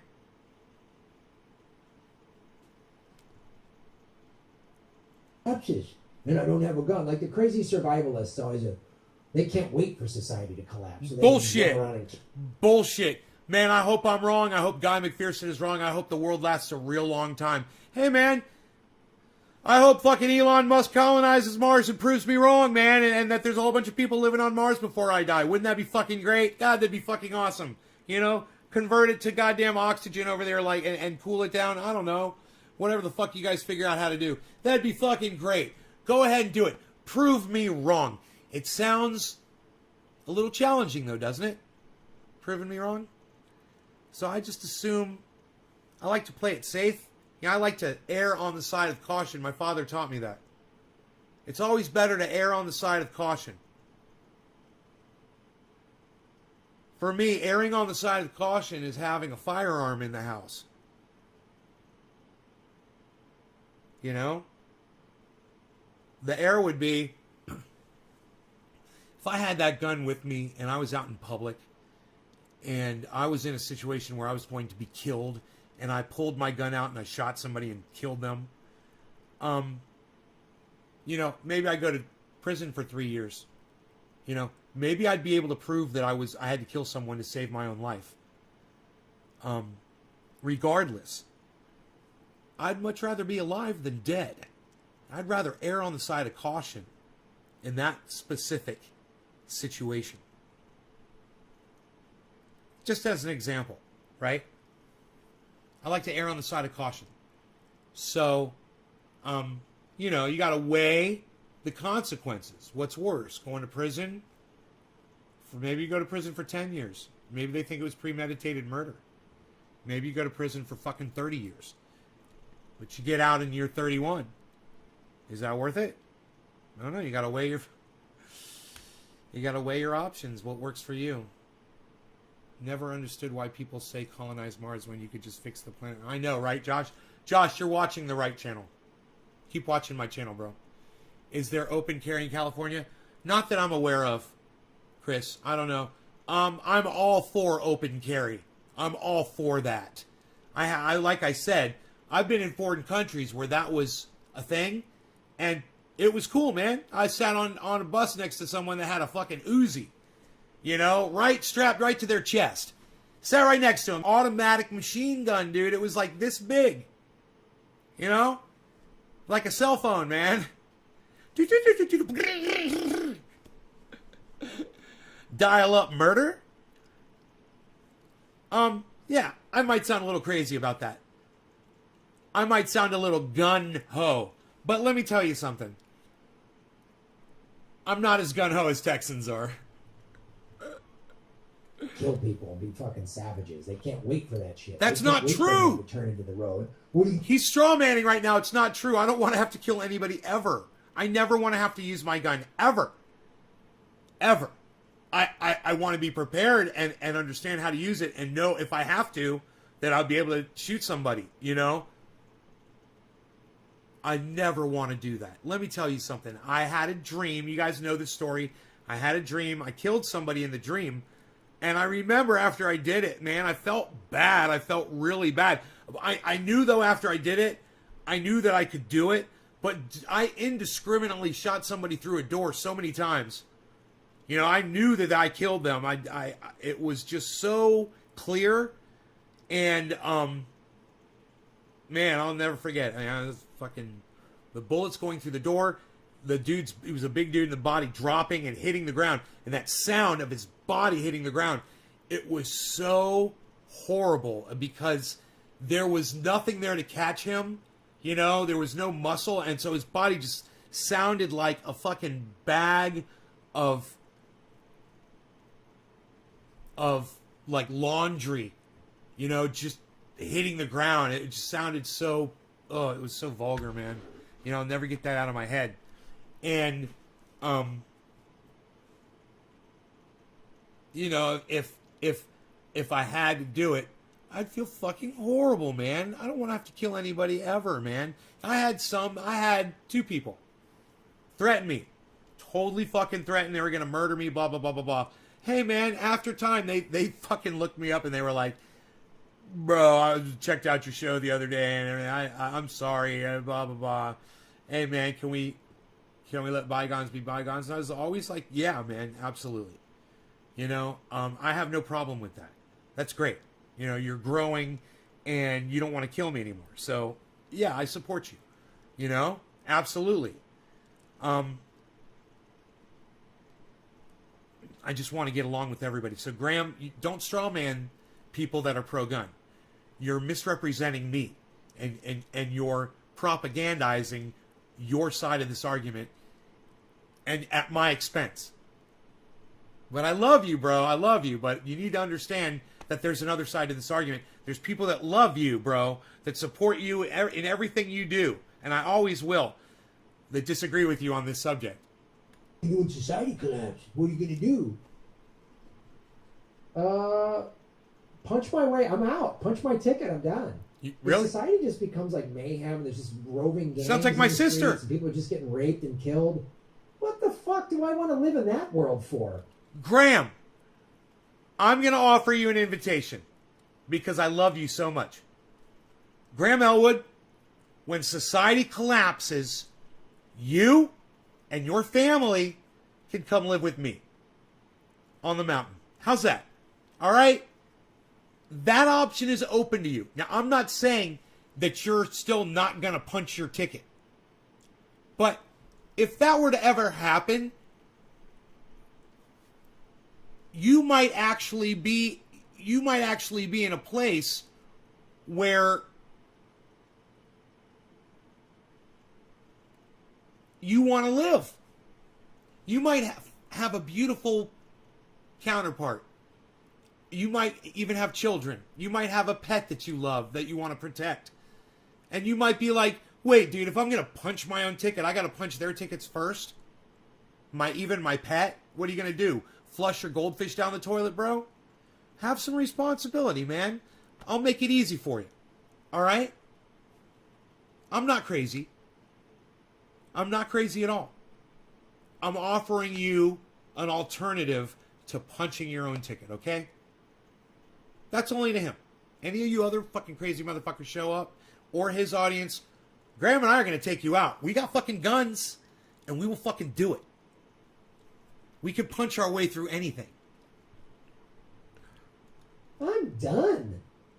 If I can't surf, tell jokes, and watch baseball, fuck this. Baseball? I'm out. Why do you love sports so much, Graham? That is part of the mentality. That is part of the mentality right there. You think that watching guys on a field with a wooden stick and a ball, throwing it and hitting it, is somehow a display of prowess, of man, of something that you are to respect and to draw such entertainment from. You're indoctrinated when it's saying, what, Graham?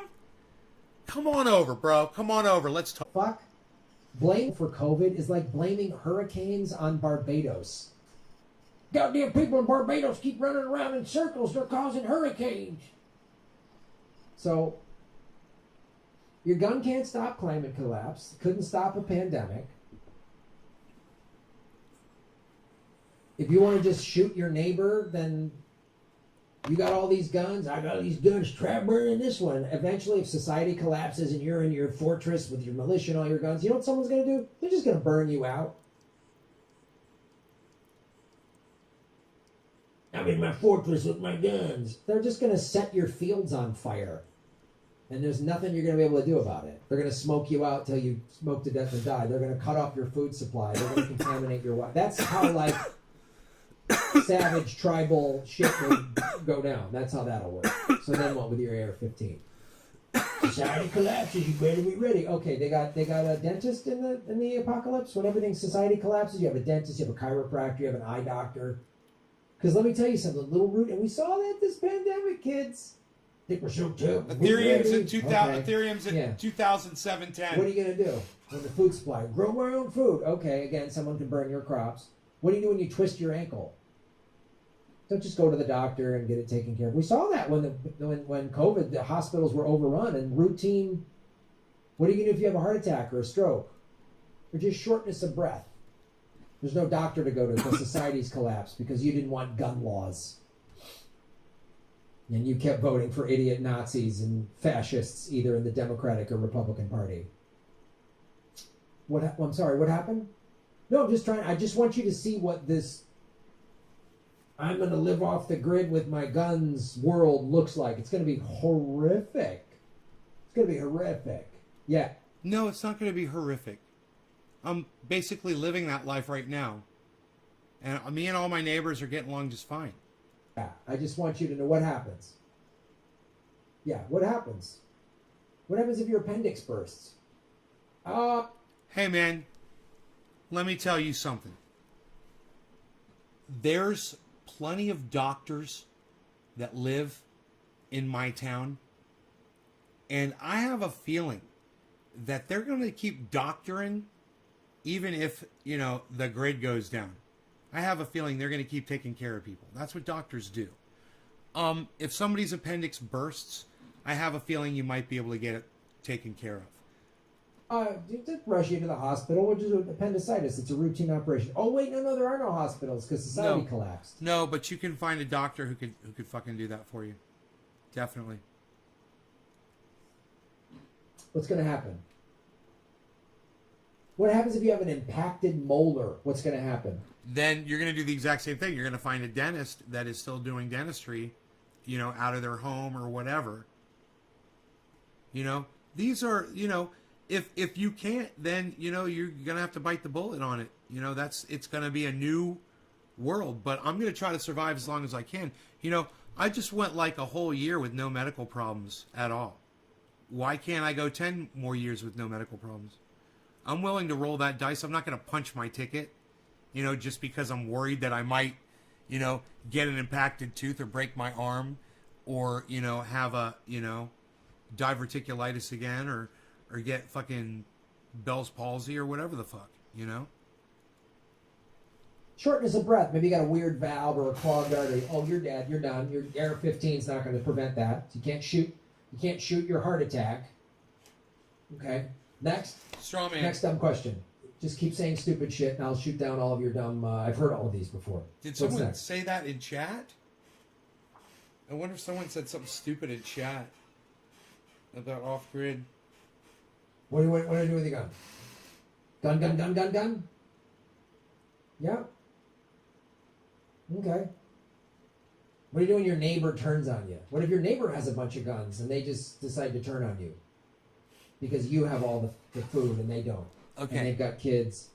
That's why you should organize with your neighbors and everyone should learn to get along and live together, and you create a community inside your neighborhood where everybody knows everybody and you all help and take care of each other. And then when somebody needs medical treatment, somebody might know a person outside your network who is a doctor or specializes in the kind of medical care that you need. And your kids are grown or whatever. Then what? Then what happens when your neighbor turns on you? People turn on each other. It happened in Europe when the Nazis gained power in certain countries. Some of the people watch these documentaries like, oh, God, we were in Hungary and our neighbor... Wow, you're talking about Nazis pulling people out of their homes. Wouldn't it have been nice if they had their guns and the Nazis hadn't confiscated them? Think about that, Grahm. Why don't you address that, Grahm? Since you brought it up, it's on the table now. Neighbors, they turned on us because the Nazis came in and they just went with the most powerful team and they turned on us. People that work together, like community gardens and let's all work together, they'll survive. But just gun, me, selfish gun, you're done. There, he just said it. Him and I totally agree. You see how easy that is?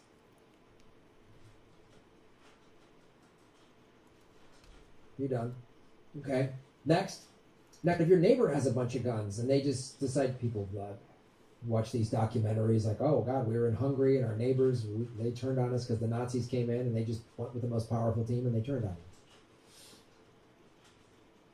People that work together, right here, like community gardens and let's all work together, they'll survive. But just let's all work together, they'll survive. But let's all work together, they'll survive. But people that work together, like community gardens and let's all work together, they'll survive. But being our neighbors, they turned on us because the Nazis came in and they just went with the most powerful team and they turned on us. People that work together, like community gardens and let's all work together, they'll survive. But just people that work together, like community gardens and let's all work together, they'll survive. But just people that work together, like community gardens and let's all work together, they'll survive. But exactly. So, why don't you join us, Grahm? Why don't you build community, right? Gardens, chickens laying eggs. You know, you're good to go. You could call me crazy, but it's not a hard life like what you try to portray it as being. People can see how I'm living right now. This is it. This is how I'd be living. I wouldn't be broadcasting probably to the internet anymore. I don't know. Maybe the blockchain will still be up.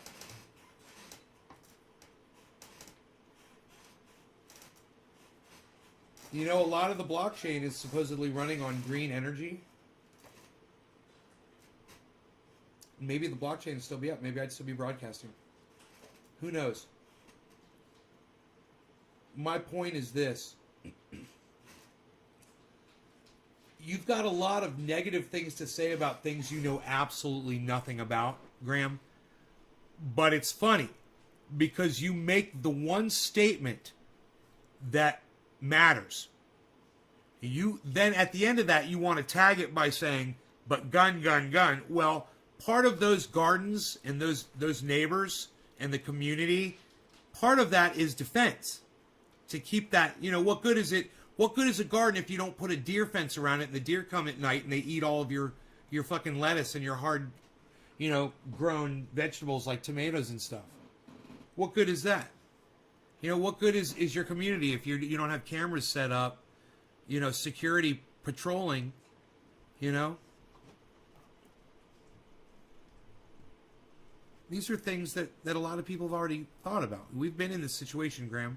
We've been burned out of our neighborhood before several times. We know what it's like. Just gun me, selfish gun. No, it's community, bro. It's community, like you said before. You're done. You're done. Fall down a flight of stairs. There's no hospital to go to. No. Oh, I'm in a soft cast for 6 weeks, but then I'll be good. And then I do physical therapy. There's no physical therapy. That's gone. Done. Okay. Then what? Then what? Can't go to a physical therapist. What are you going to do then? You going to walk with a limp for the rest of your life? What? Oh, so what? You're going to be out on a mountain watching the sunset and you need to go get yourself a Pepsi and, oh, that's right, they don't make Pepsis anymore. So you're going to go get some water and then you go get some water, but you're walking with a limp to go get your water? I destroyed that argument.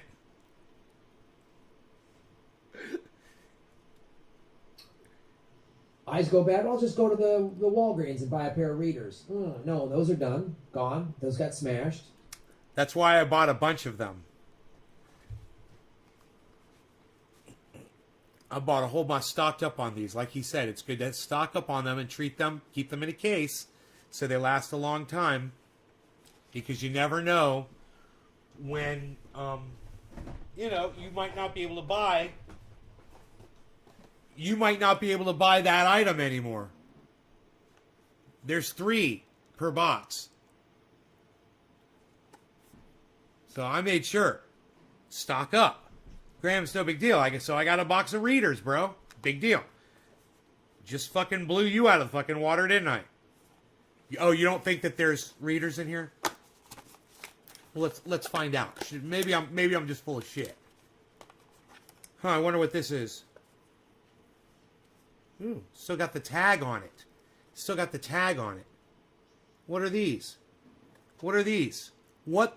Let me ask you a question. What the fuck are... Ooh! Grahm Elwood is here. Ooh, is Grahm here? Oh, this is a pre-recorded, I think. Ooh, ooh. Grahm Elwood. Hello, Grahm with the guns. Oh, he's got the guns.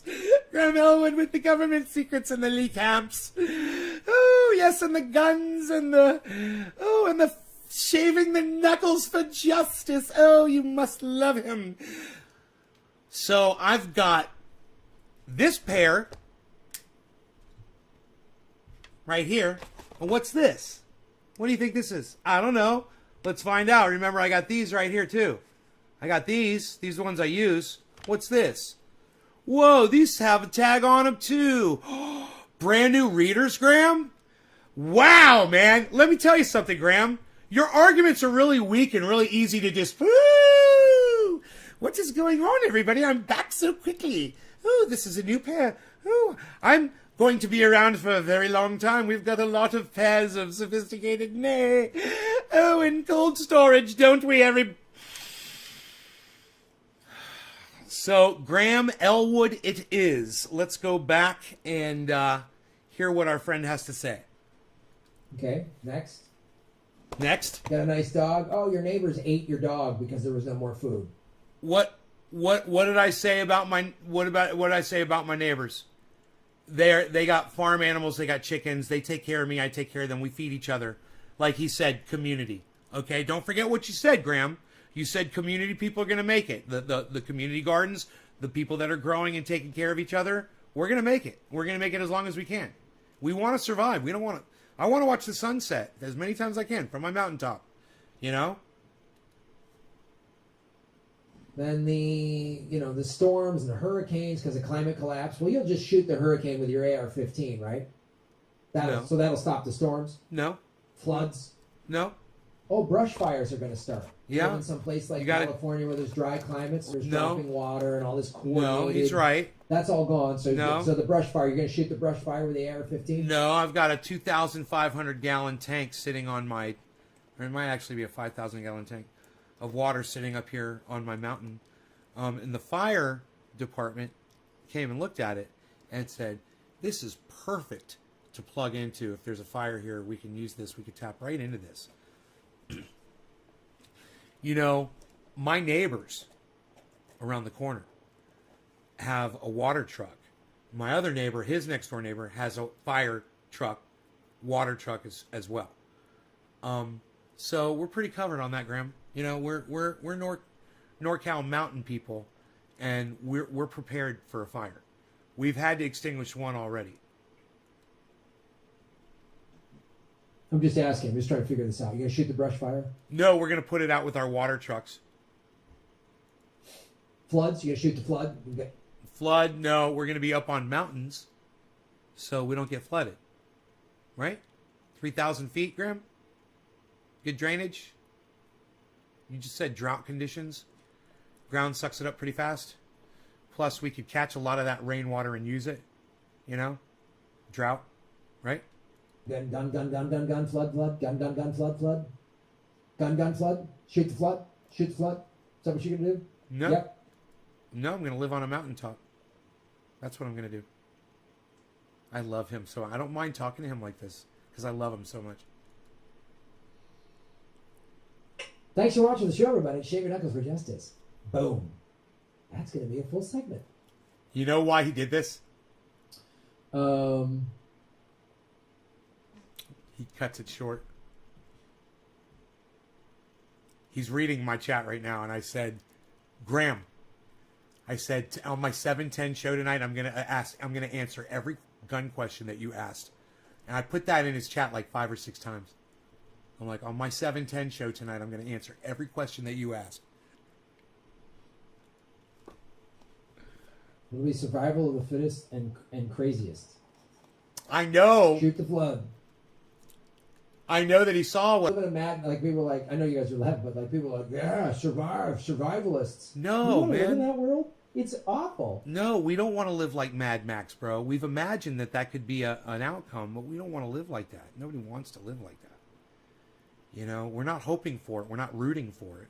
We're preparing for it. You know, we want to be ready for anything.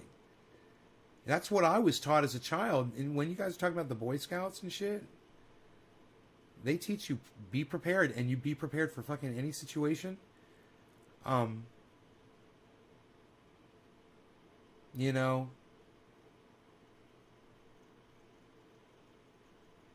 it's true, man. And there's nothing wrong with being prepared. You know, I have a feeling that Grahm, when he's going out surfing in the middle of the day, you know, and it's sunny out, he probably puts fucking suntan lotion on. He looks like he takes care of his skin, right? I don't see any sunburn on him, and he surfs all the time. What's he doing? He's protecting himself. There's nothing wrong with protecting yourself. You know? You know, you might say, oh, well, you're protecting yourself while other people, you're putting their children in harm's way. Maybe it's a bad analogy. You know, suntan lotion versus a firearm. This fucking candy-ass country couldn't go 3 goddamn months. The first 2 months of the pandemic was like everyone working together. We got to protect the elderly and people with pre-existing conditions. We're going to go out and bang our pots and say yay and support, you know, essential workers. That was really cool. Everybody working. We're all in this together. By the month 3, everyone started complaining. Goddamn London got bombed every day for 3 years straight during World War II. The Nazis bombed London every day. And the Brits would just go down into the tube, which is the subway. Those were the bomb shelters, and just boom, boom, boom, just hell from above, just destruction. And they just like, stiff upper lip, carry on, cheerio. They did that for 3 years. This candy-ass country, by the 3rd month, we're like, we're going to take over the Michigan Capitol because we can't get a haircut. I've got my gun. I need my gun. I'm scared of everything, so I'm going to shoot it. Gun, gun, gun, gun. Not everyone who's pro-gun is want to go out and take over the government, Grahm. As far as defending myself against a corrupt government that's coming after me unjustly, I'm all for that. But you know, if I've done something that is horrible, and the federal government's like, you got to go to prison, you know, I'm not going to pull out my guns and fight them. I'm going to surrender and get in a car and be handcuffed and have my rights read, get a lawyer and try to fight it. You know, I'm willing to play by society's rules. Then everyone just got selfish. The big cities, the small towns. No, fuck it. I'm not wearing a mask. Yeah, Nana had a good run.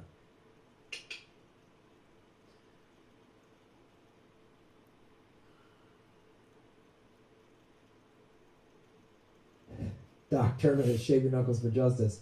Please stop bad-mouthing the military, especially the influence in movies. You're going to need at least an aircraft carrier to lead, act, and direct the Muppet Rising. 8 months. Yeah, 8 months, not 3 years. He's strawmanning a little bit. But that doesn't count. What he said there doesn't count as strawmanning. Did I miss a beautiful sunset? Oh, no. That's fantastic. You're great, Doc Terminus. Just pray you don't get sick. All right, I'm going to do this segment. Pray you don't get sick. I hope I don't get sick. Man, I might... Hey, imagine this. I might need a gun to take my own life if I get so sick and you know?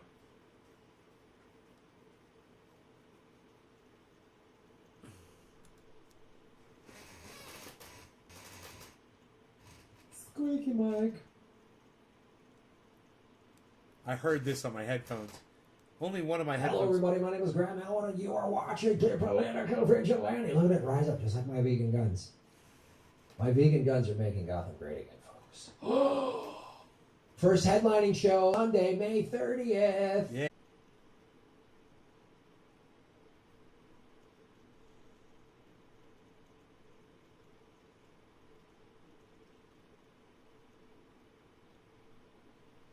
Oh. Here we go.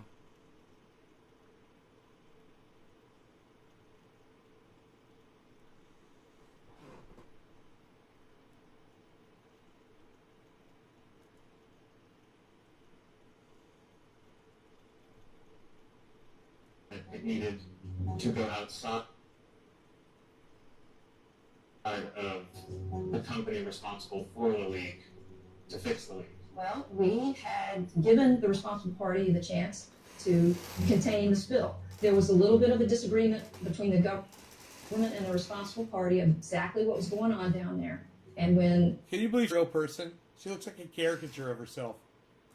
they didn't act, I went ahead and partially federalized the case and hired the contractor that we chose, and they got the job done. Look at that fucking hairline. Uh-oh. Would end up collecting 1,000 gallons of leaking oil a day. Look, guys, I'm so sorry, but Around It's dropping frames, guys, so I'm going to close it. Okay.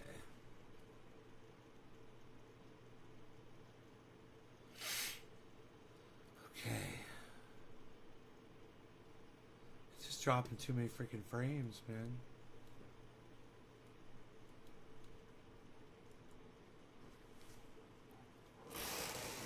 You got your COVID shot? That's awesome, bro. Oh yeah. Good. He should get his facts straight. Yeah, well, you know, we're doing as good as we can on here, and it's okay if he got something a little wrong. It didn't. That fact didn't really matter in the grand scheme of what he was saying. It didn't really matter if they were bombing him for 6 months or they were bombing him for 6 years. You know, they were getting bombed and it was horrible. And he's trying to say they had to withstand a horrible thing. And it made them stronger, you know. And he was comparing that to COVID. And people acting like, oh, I won't have any toilet paper. You know, and freaking out over not having toilet paper. It's a good analogy, actually. I liked it. He got his fact wrong. So, wow. Okay, I just lost 5 people. Okay, that's cool. I was dropping frames really bad, so I'd close everything up. No idea what's going on. You guys are the best audience in the world, and I love you, and I want to say thank you so much for watching, you guys. Thank you. I'll see you on the next live show. All right? You guys take care. I'll see you on the next one. Aight. Yo, yo, yo. Love you guys. Thanks for watching. Maybe I'll pull up the crypto one more time. The crypto.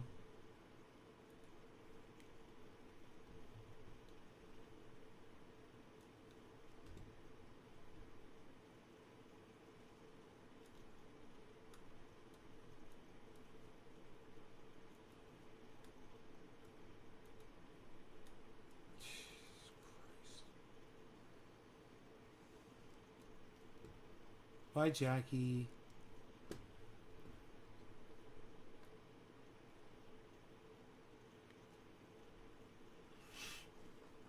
It's the 24-hour change?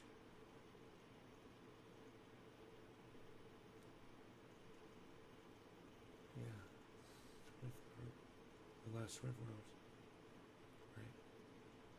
Polka dot, man. It's kicking ass. Wow, man. So, Bitcoin has gone way, way, way down. Let's take a look here at what we're looking at. So, Bitcoin was at 39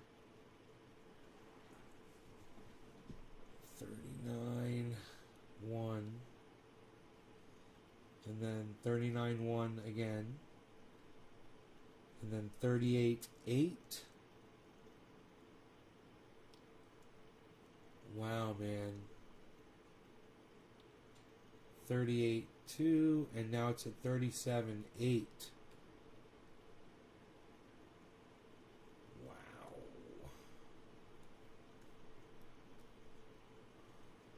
Holy shit.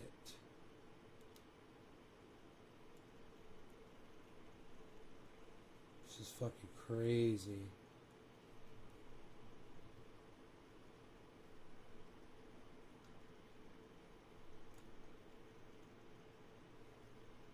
Okay.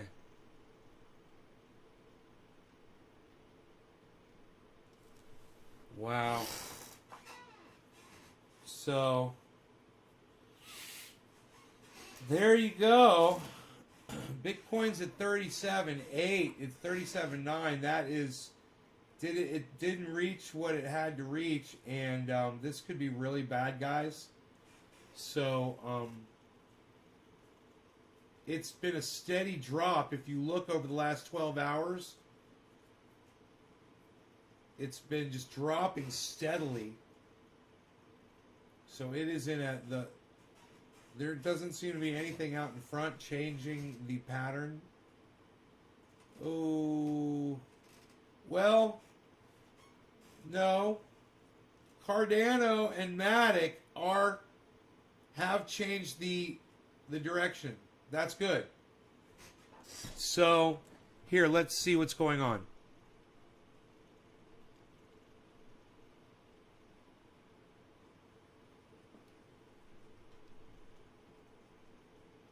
There was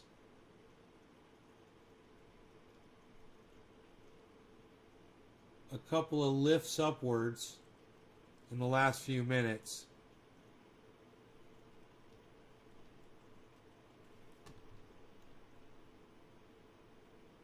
So now each one of those candles is 1 minute.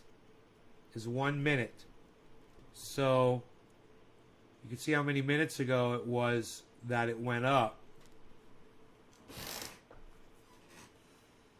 And Matic and Cardano on the right, they look like they're... Oh, well, that bottom is real low. Never mind, that bottom's really low. It's still going down. I was going to say it's jaying upward, but it's not. They're... Whoa, whoa, whoa, that's a lot of volume. Just got a volume spike over there on Cardano. What's that all about? Let's hope that results in a yellow candle, guys. That could turn the whole pack around. Let's see. We got a green spike over there on Matic. Beautiful. Green spike on Ethereum, guys. Look at this. We're having a problem with Cardano, having a problem with Ethereum. It's still green. Matic is green. Let's see if we go yellow. Yellow, yellow, yellow. Bitcoin. There we go. Ethereum. There we go. Matic. Exactly as I predicted. Now it's all up to Cardano. Cardano's got to go yellow now. Come on, Cardano. We need all of them. The bottoms are lifting up. Cardano go yellow. Okay, there we go. Still Matic is yellow flashing.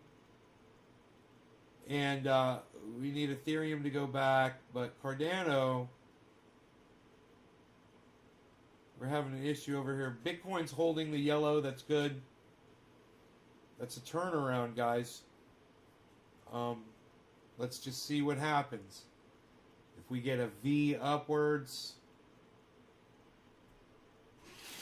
37.7 is our test point, actually. So if we can hold 37.7, that's great.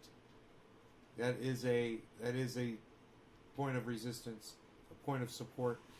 Okay, there's our yellows all the way across the board, just about. That's a good sign for hopefully a turnaround. Let's see what happens.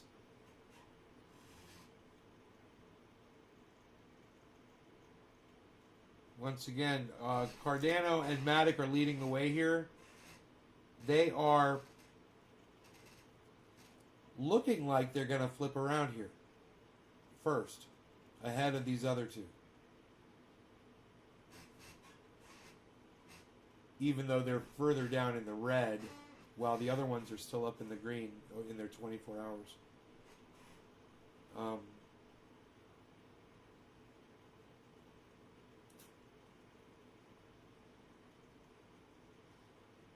There's our first sign of green there with Cardano. Nice high. There you went to a double yellow marker. Stays strong, builds consolidation. That's good.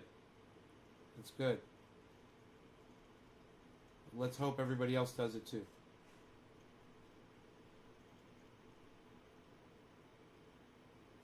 All right, so let's do this.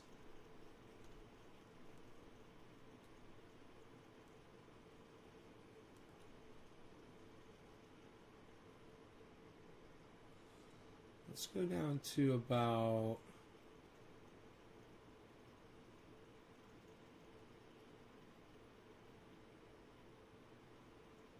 Yeah, about 10 minutes or so.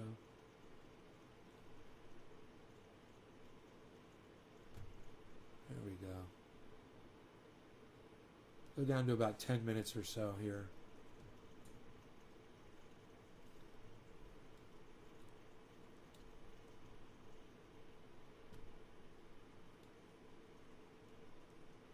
All right, so what are we looking at?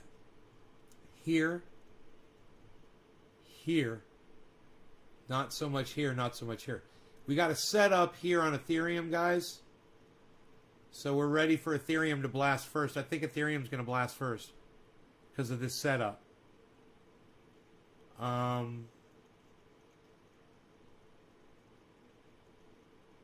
This is looking really good. This and this together.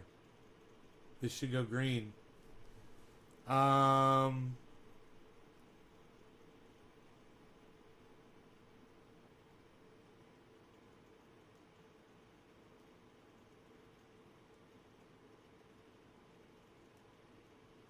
We're getting set up right here too. Look at this.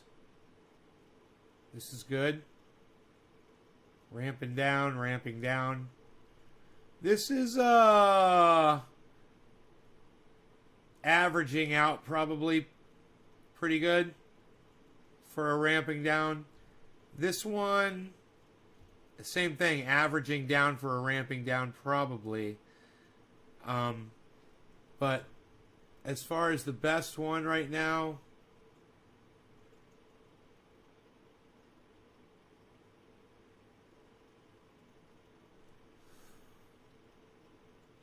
let's just see a little longer term here.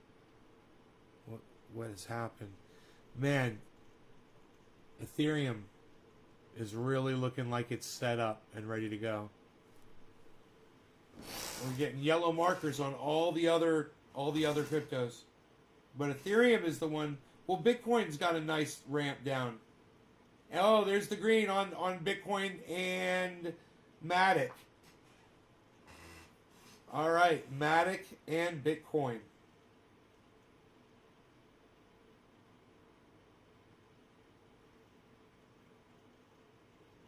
Matic and Bitcoin. Now I purchased Matic, or I sold it at 210. So it's 15 cents under where I sold it. I feel great about that. You know, I could purchase in it at $1.95 and make money off of it.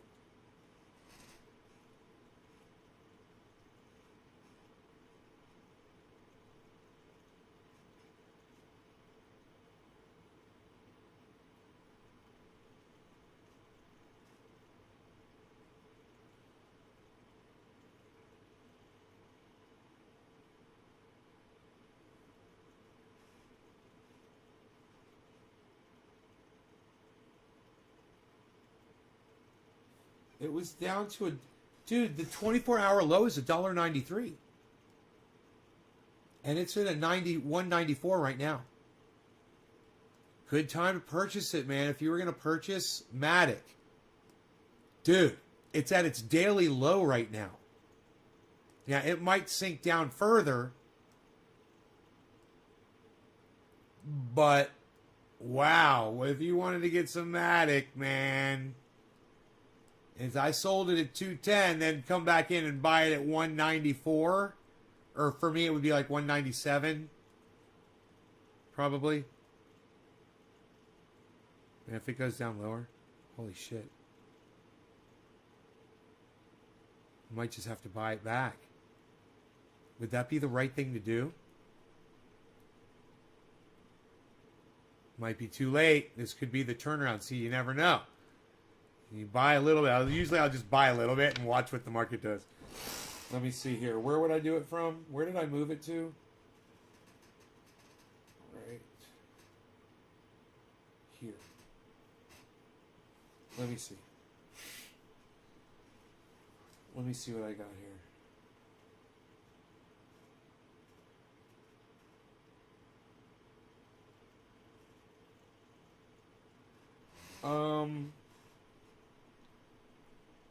This is saying that Matic is at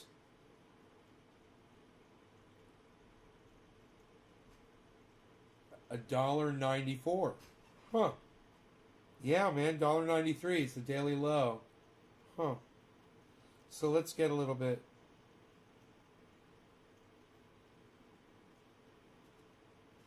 Let's get a little bit and fuck with it a little bit. Watch the price after I buy it.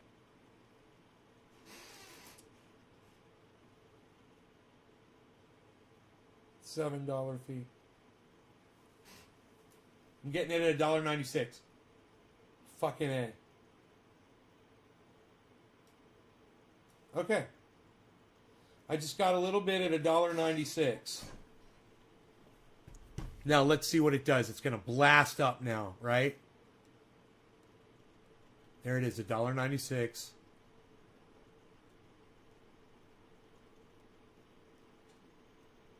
I probably should have bought a whole bunch. $1.95. Maybe I should buy some more. It says $1.95. This might be it, man. Where's my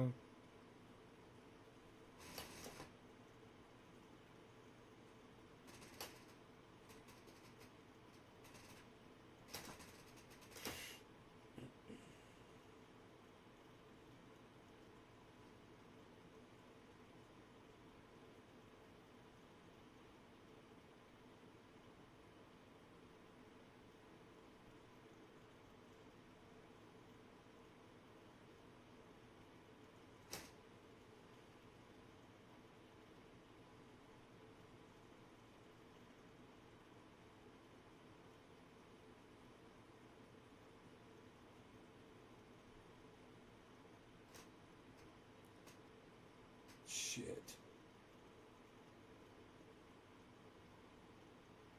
Dude, it's about to drop, isn't it? Look at that purple stick.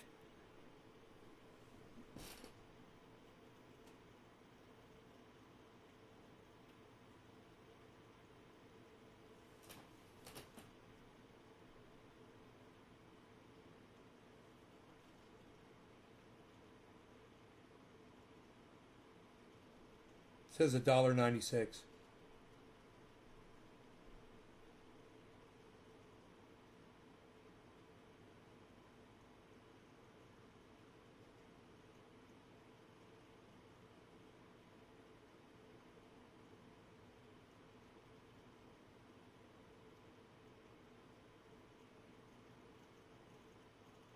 What do you think?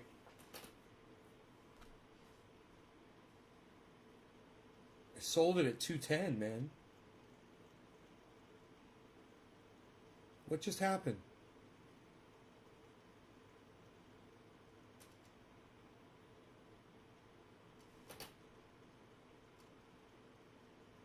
It's decreasing.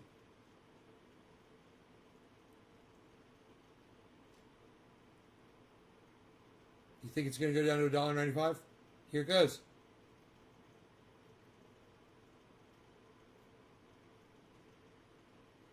Oh, it's going up again. Look at that percentage. Negative 3.7. Negative 3.8. You know, it's like, do you want to be patient? Do you want to wait? Or is it going to blast up? It's nighttime. It's probably going to go down. You know? Negative 4. Negative 4. Negative 3.9. Look at this. Negative 3.9. Negative 4. I got my finger on the trigger right here. Negative 4. No pun intended. Negative 3.7. Negative 3.8. It says $1.95. $1.95.84. $1.95.81. It's still at $1.96. Huh.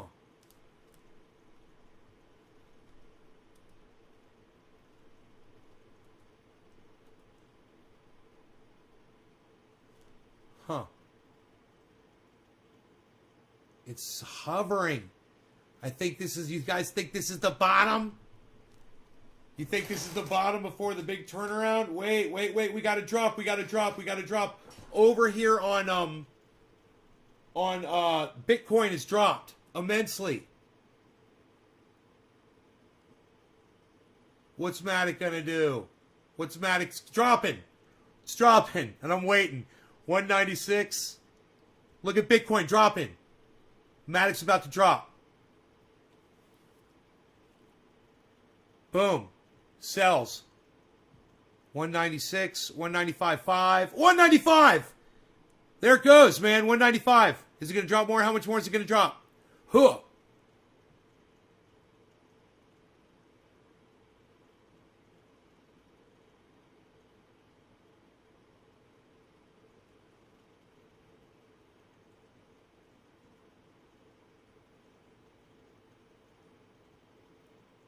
It's down real low, 194.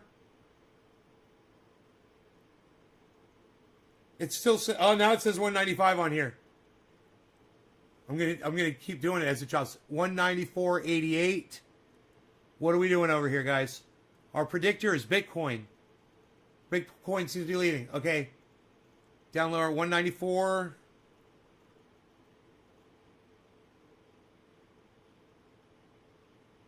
Let's see what this says. Yeah, this one says 196. No, I ain't buying it 196. How about you go fuck yourselves? 195. No, man, it's 194. Give me 194. And let me see what's going to happen. Okay, Bitcoin just got a bunch of buys. If it gives me 194, I might do it. It says 196 again.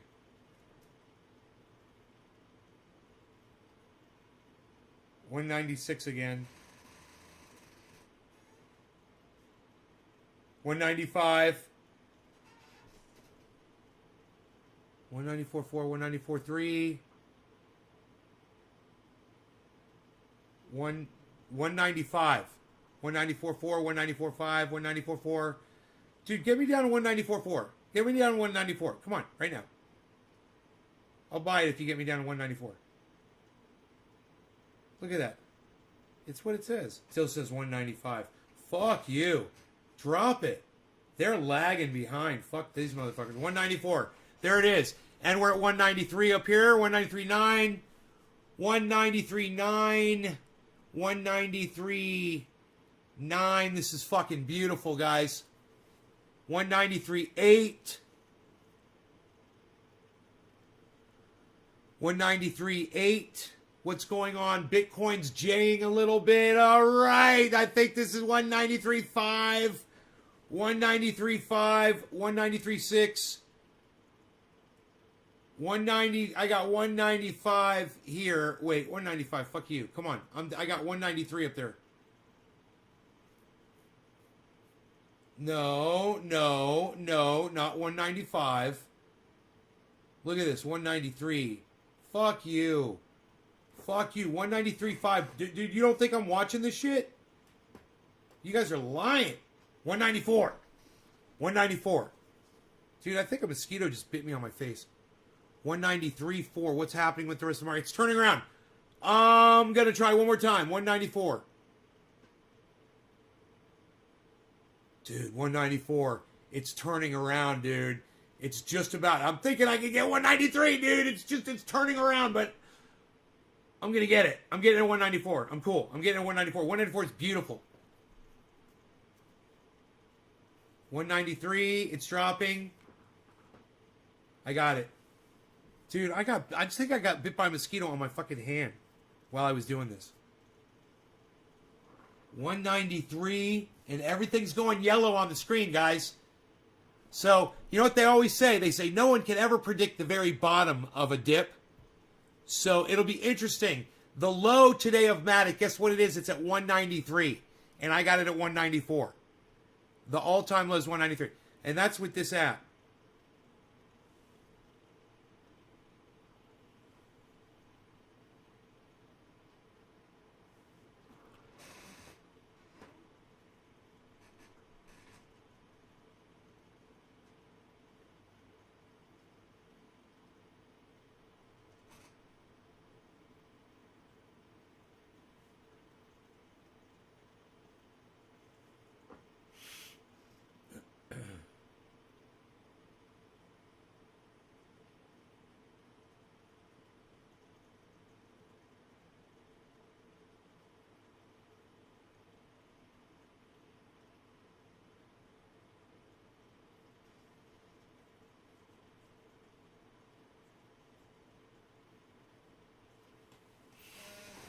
193 and it's flipping around. Look at that.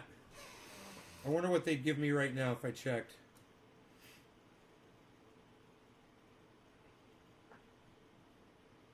Let me see what price they're doing.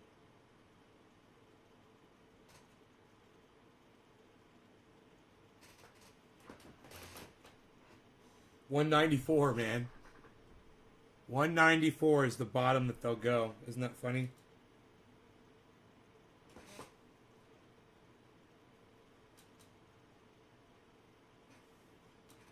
Okay, I was able to get it, man. I can't believe it. So, we'll see if it flips around, and I got it at 194. It's at 193.2 right now, 193. And there's a lot of yellow. It looks like there's a lot of upward movement. So, let's see what our market does. We'll see if I made a good buy. You know, I'm trying to do a little day trade, I guess, guys. Mm-hmm.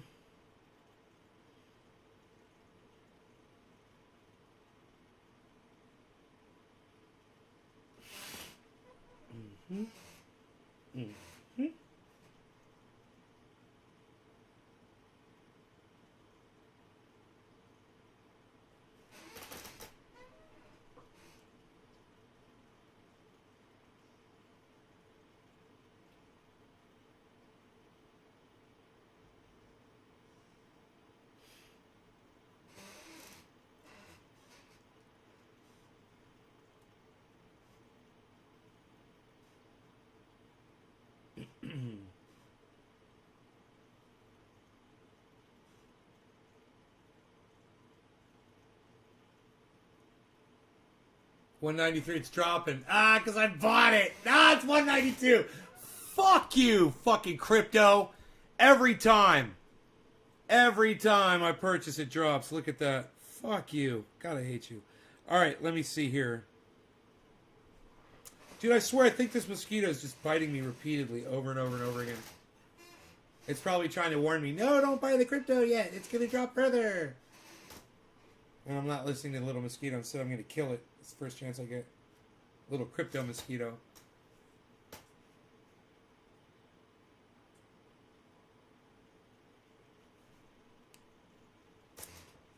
Motherfucker.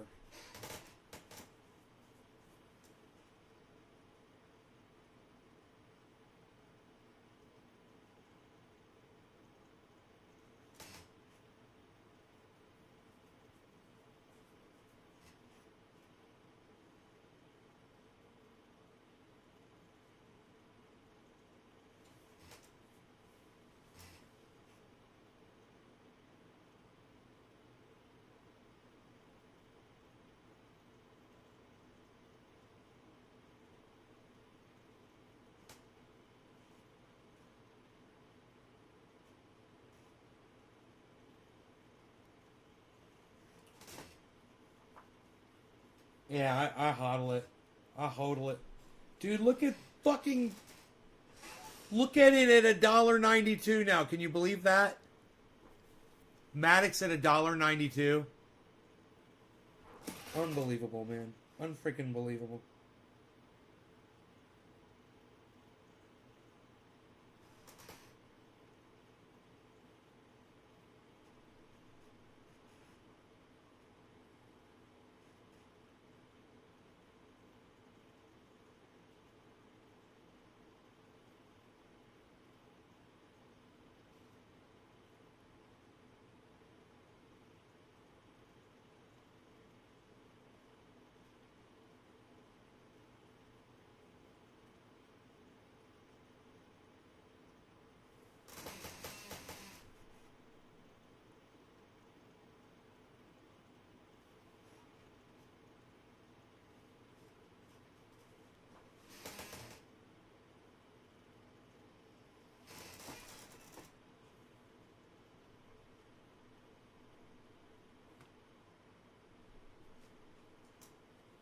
Crypto's fun for day trading.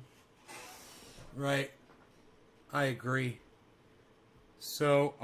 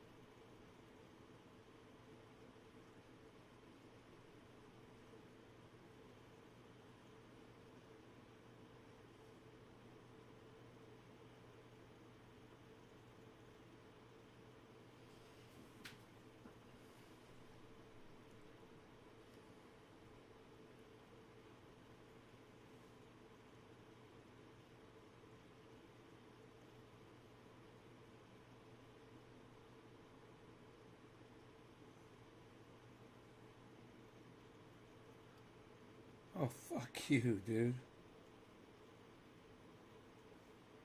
These motherfuckers trying to rip me off on Matic. No fucking way.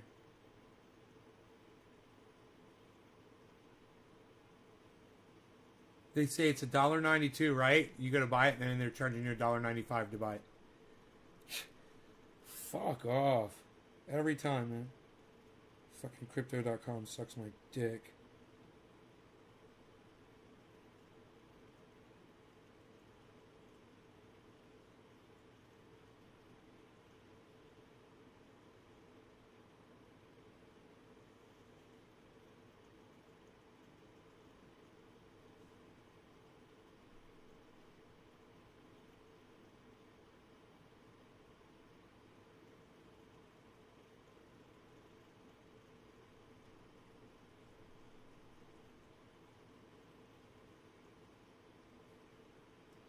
Oh, dude, you can't send fucking fiat.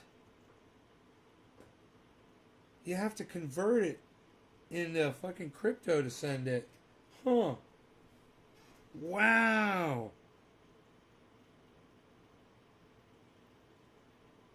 So if I wanted to get fiat over there. Wow, dude.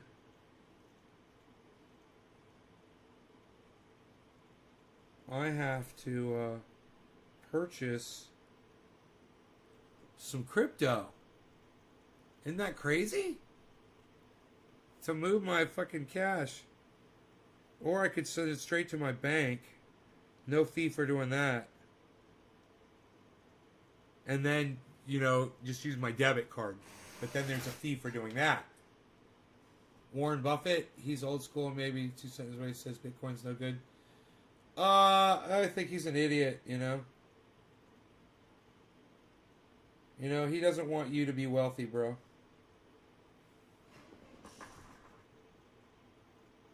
Doesn't want you to be wealthy, that's all.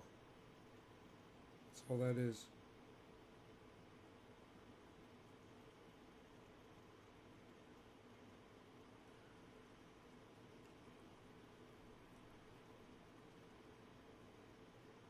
Huh.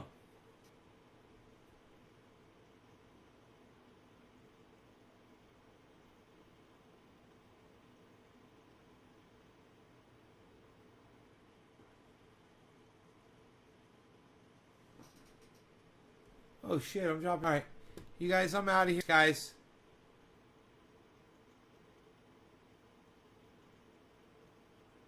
Say goodbye if you hear me saying goodbye. Bye. Bye, everybody. Say goodbye if you hear me saying bye. Bye, guys. Bye, everybody.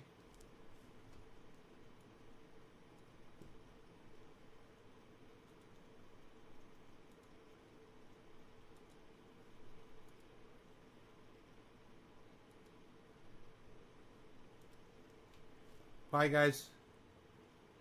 Bye, everybody. If you guys can hear me, I'm leaving. Bye, guys. Bye. Bye, everybody. Thanks for watching. I'll see you tomorrow morning. I wanted to make sure I was connected. All right, take care, everybody.